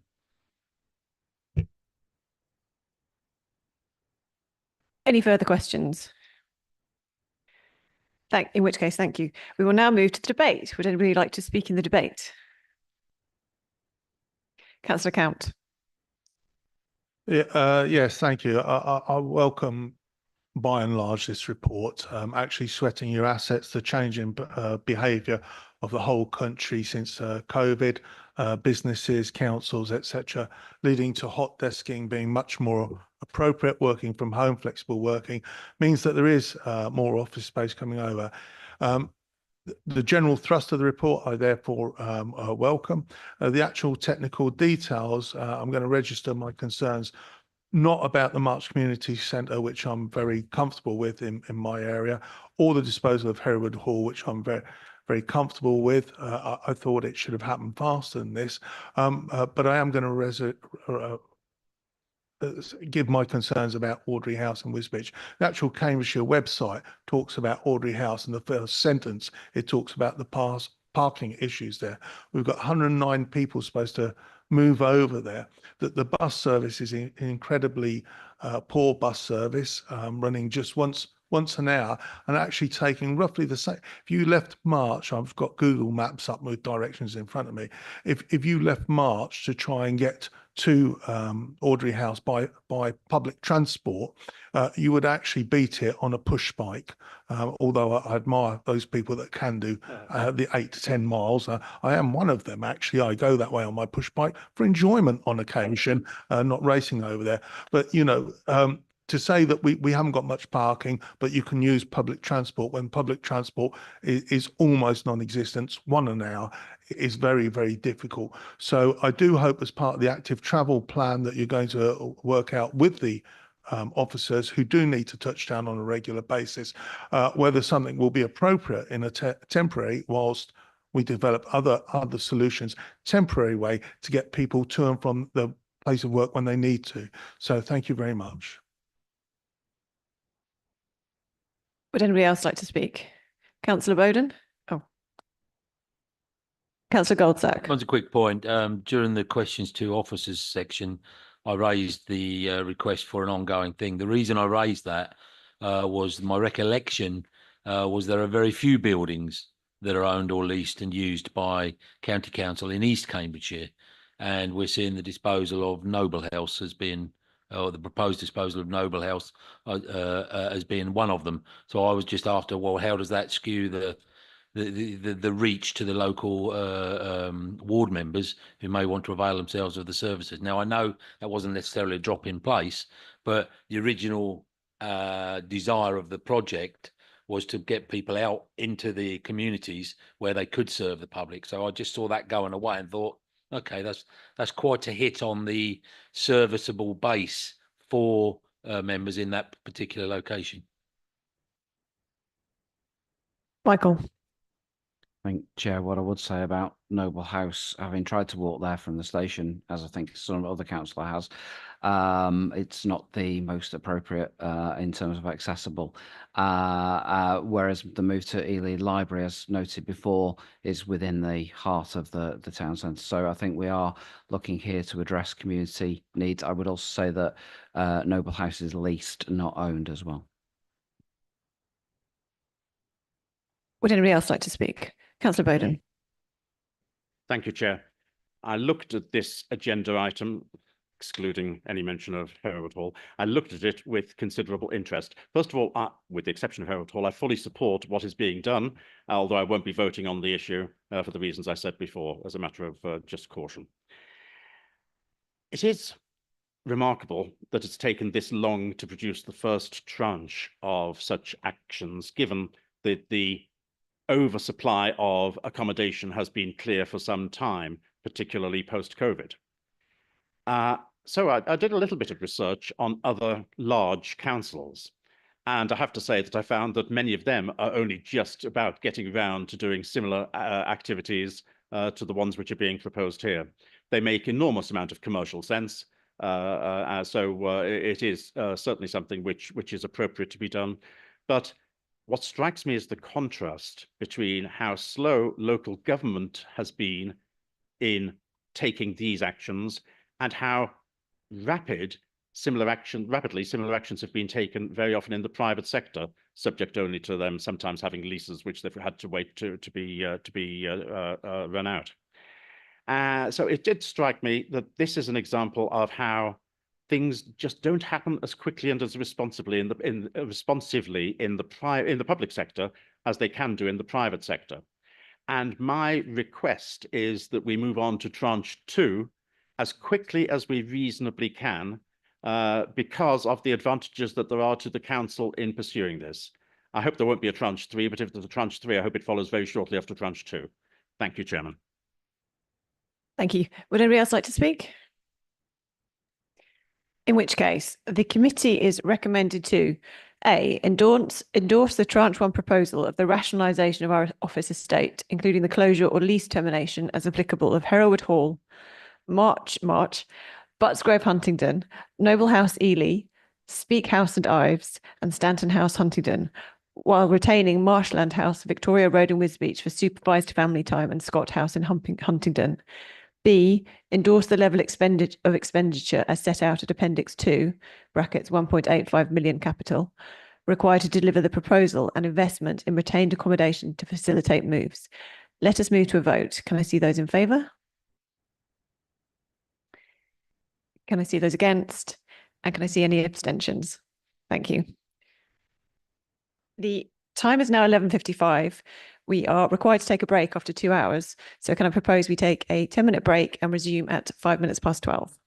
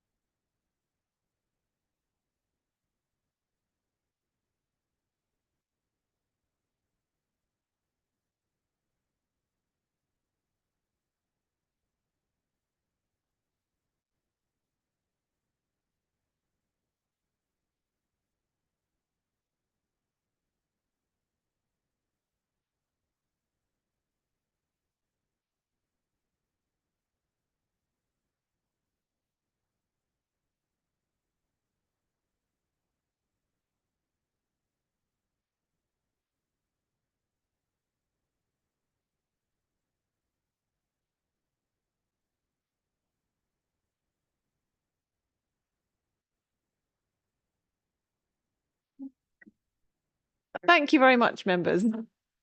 After the break, we will resume the committee. This is item number 6, the employee benefits contract. Can I ask Anna Syson, Head of Workforce Policy and Wellbeing, Maxine Harriman, HR Manager, to present this report, which is on page 57 of your agenda pack, which includes the confidential appendices. Please note that a revised version of this report was published and distributed, which replaced the word responsibility with authority in recommendation B.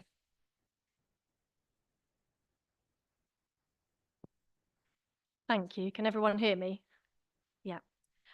So we're here today to seek committee's approval to re-procure the council's employee benefits contract and authority for awarding and executing the contract from the 1st of November 2025. That would be for a period of 3 years with a further clause to extend for 2 further 1-year periods. This is an action identified within our people strategy, and the intention on the advice of procurement is to go via an ESPO framework. Just to provide some background, the current contract is with Terry Berry, formerly known as ICOM. This contract was awarded under the former Shared Services Agreement in November 2019. It was initially a 3-year contract, which was subsequently extended for a further 2 years. An ovation to the contract transferred the terms and conditions over to Cambridgeshire County Council in 2021. And on the advice of procurement, we've recently extended it for a further year to allow us to gain the necessary committee approval and to undertake the appropriate procurement activity. Terry Berry, just for context, is a managed service provider. So the arrangement we have with them is cost neutral. We do not pay them directly. Instead, they earn their commission through the providers that we have signed up to under the contract. So we currently have 3 providers, which are Tuskers for lease cars, Halfords for our cycle to work scheme, and Salary Finance, which is for loans and savings. It's a concession contract, so as an employer, we do meet the costs up front for those purchases that employees might make under those employee benefits, but we subsequently recoup those costs through salary sacrifice arrangements. So there is a liability in terms of the council, the financial risk, but that risk is very low. In the majority of cases, it's all reclaimed through the salary sacrifice arrangement. And in the event that's not possible, it would normally go to debt recovery to pursue that debt. We have not been made aware of any cases where we have been made liable for those costs. So as the initial expenditure, we've looked at the expenditure under the contract with the advice from procurement. As it's over the £500,000 threshold, we are therefore seeking approval today for this procurement activity as a key decision. Ultimately, what we're looking for is a best value, cost neutral contract that will deliver maximum benefit to the workforce and support recruitment and retention, which is obviously one of our key ambitions. And we will, of course, seek procurement advice as we go through to ensure that we're undertaking it in accordance with the correct procurement regulations. Okay, thank you.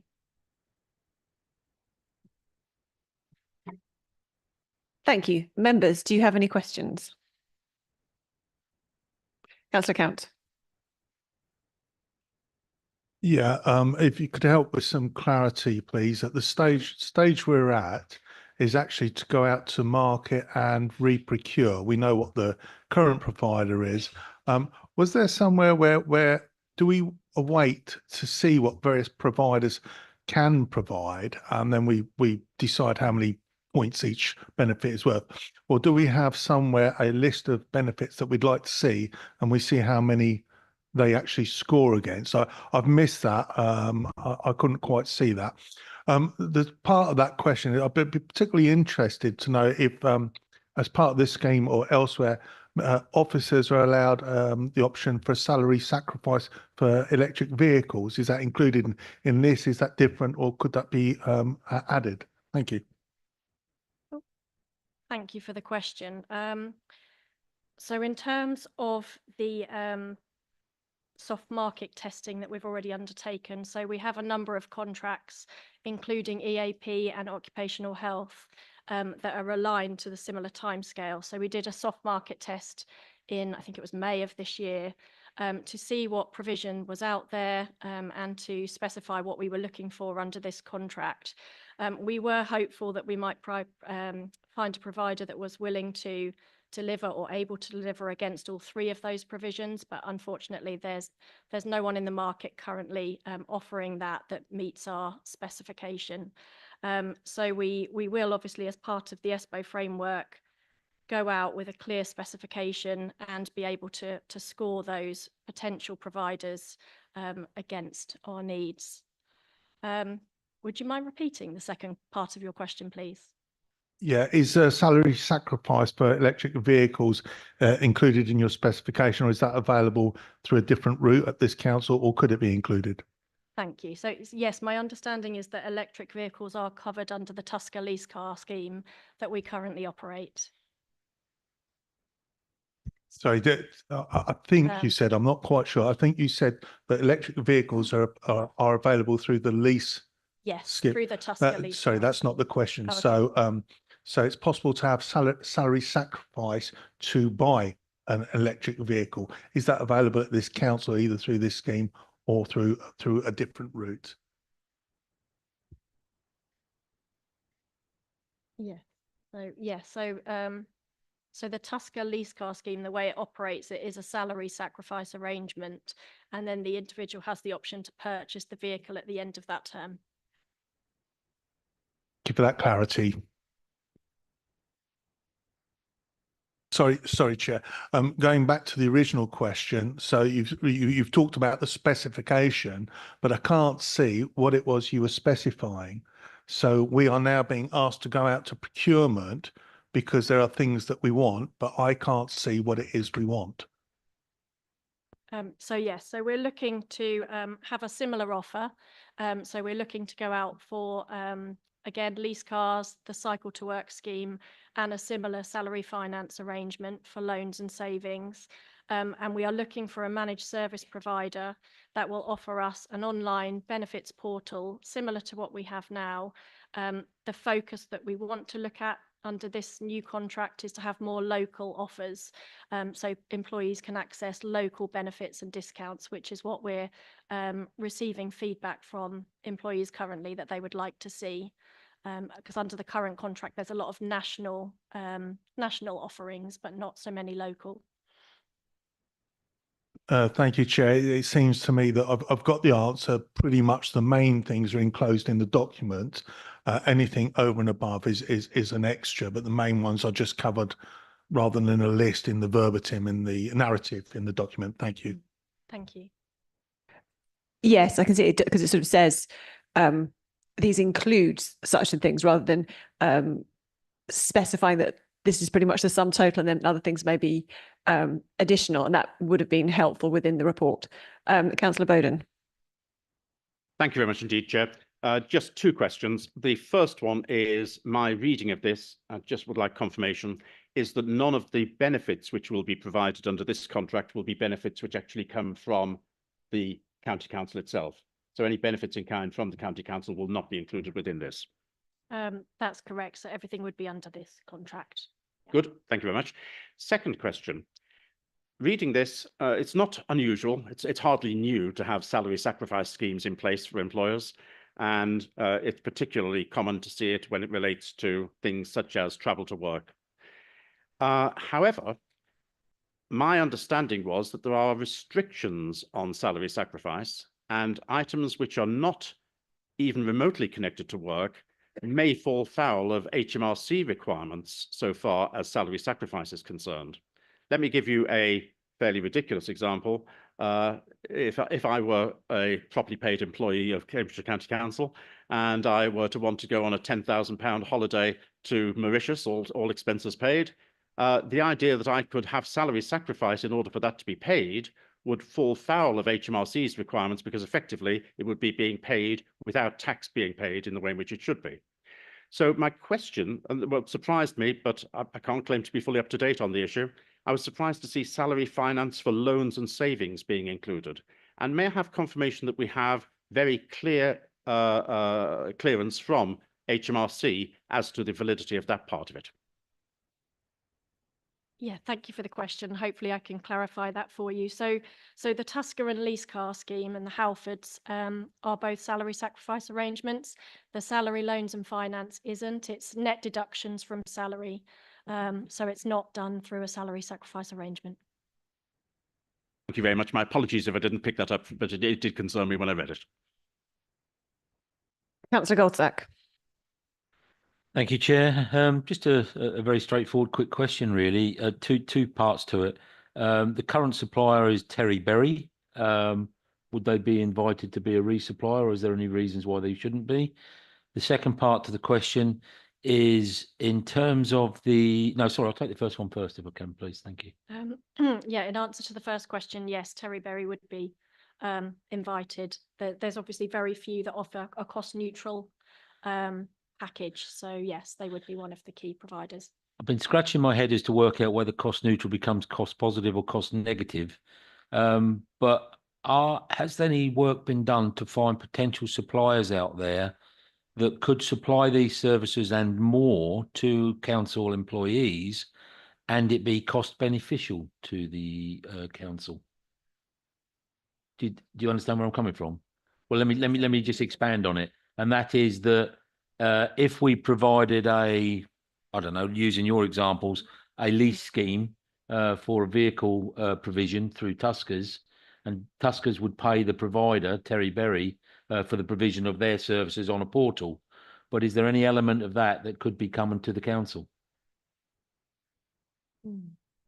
I'll answer that one if I may. Anna Syson, Head of Workforce Policy. So we've got a similar arrangement. I think you're talking about, Councillor Goldsack, with the pensions AVCs that was agreed through this committee.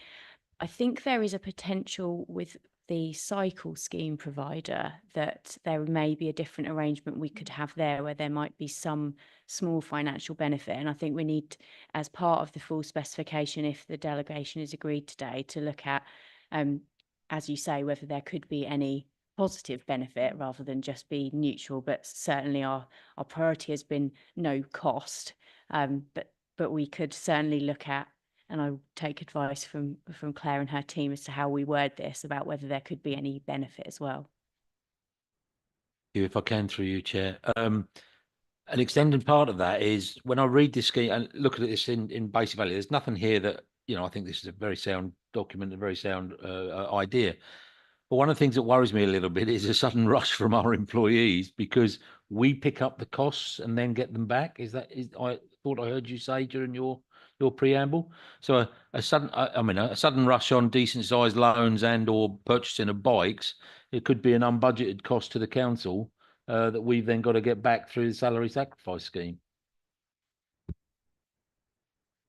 Yeah, so just to provide some context in terms of current figures that we have under our existing arrangement. So for Halfords, for the 23-24 financial year, we had 39 bikes purchased, which was a total average of 44,000, all of that being reclaimed over the course of that period through the salary sacrifice arrangement. And in Tusker, the value there, so what we do is we raise a purchase order at the start of the financial year, which is for 450,000. And again, that's recouped. Yeah.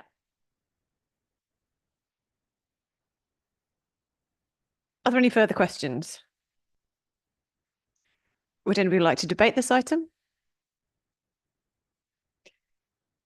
In which case, the committee is being asked to A, approve the re-procurement of the council's employee benefits contract, and B, delegate authority for awarding and executing a contract for the provision of employee benefits starting 1st November 2025 for a period of 3 years, with a clause to extend for 2 further years, to the Executive Director of Strategy and Partnerships in consultation with the Chair and Vice Chair of this committee. Are there any objections?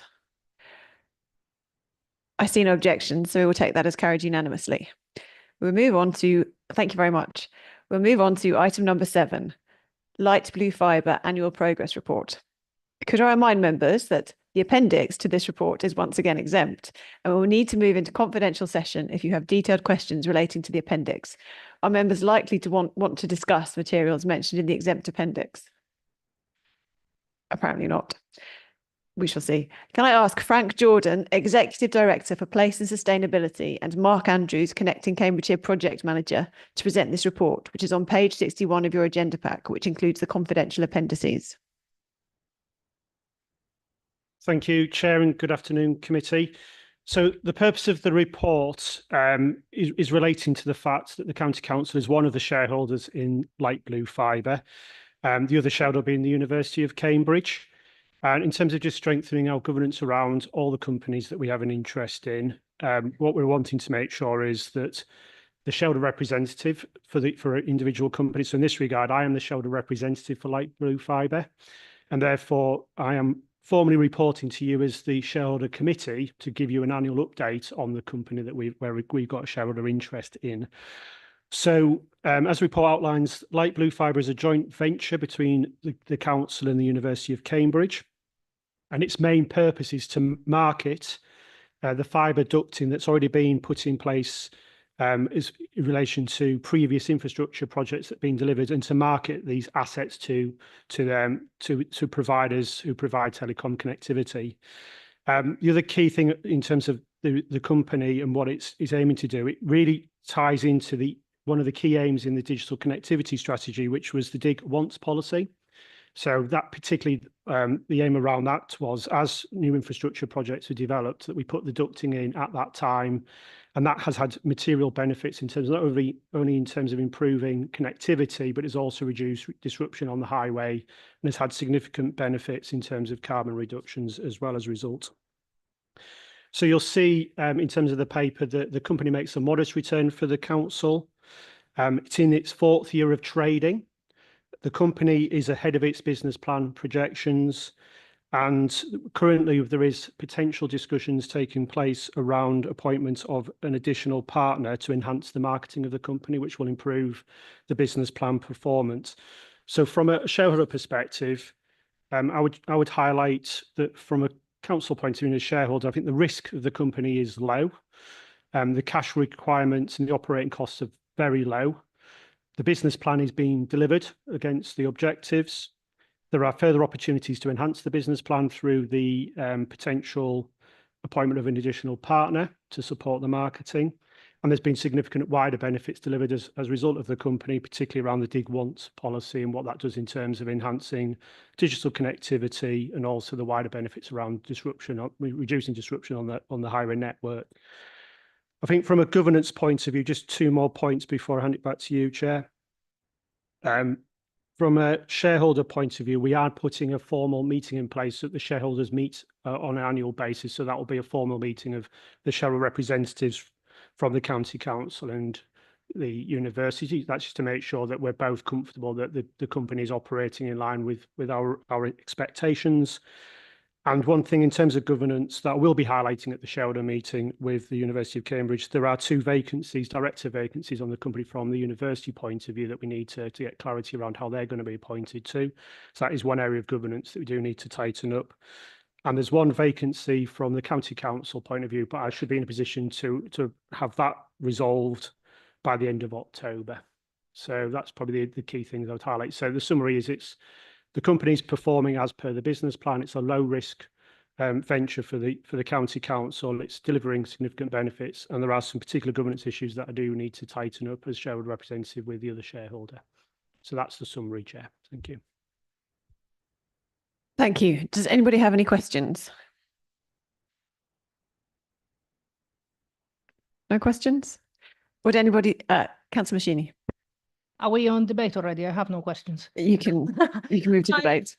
I just wanted to say I think it's brilliant. I think it's an excellent paper. I think it's a very desperately needed piece of good news about some of the things that we are usually told we should be able to do, and very frequently tell people we can't do. This looks like we would be able to do more of those kinds of things. If I had anything to say, this would get a lot more attention than it will, but I would like to congratulate everyone who's worked on it, and it has my full support. Yes, I'd like to add that I hosted a meeting for the local bus companies with the public in our village, and they were very clear that there are two issues facing them. One is capacity on the busway, and the second is congestion. And in particular, they talked about the congestion of utility companies digging up the road. And this is such a brilliant business / change in approach. If we can dig once, it makes such a difference, and it really does make a tangible difference to how traffic and buses move around the city. So yes, this is a really great report. Would anybody else like to speak? Councillor Bowden. Just had a question, if I may. I'm not aware of the shareholding in Light Blue Fibre Limited. How many shares are owned by us and how many shares are owned by our joint venture partner, assuming no shares are owned by anyone else? Could we be told that, please?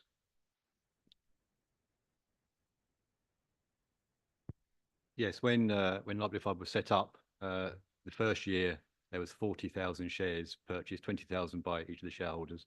And in the second year, there was additional 40,000 shares purchased. So that's 40,000 for the county council and 40,000 for the university. Thank you. Would anybody else like to speak? In which case, the committee is asked to note the progress of the light blue fibre over the last year. I think we have noted it. We'll move on to item number 8, committee agenda plan and appointments to internal advisory groups. Would the Democratic Services Officer update us on any changes to the published report? Thank you. The only change to update on is the appointment of Councillor Ray to the County Farms Working Group. Thank you. Thank you. Members, we are asked to note the agenda plan and appointments to internal advisory group. Members, that is the final item on today's agenda. Our next meeting is on 19th November at 10 a.m. Thank you very much, and I declare this meeting closed.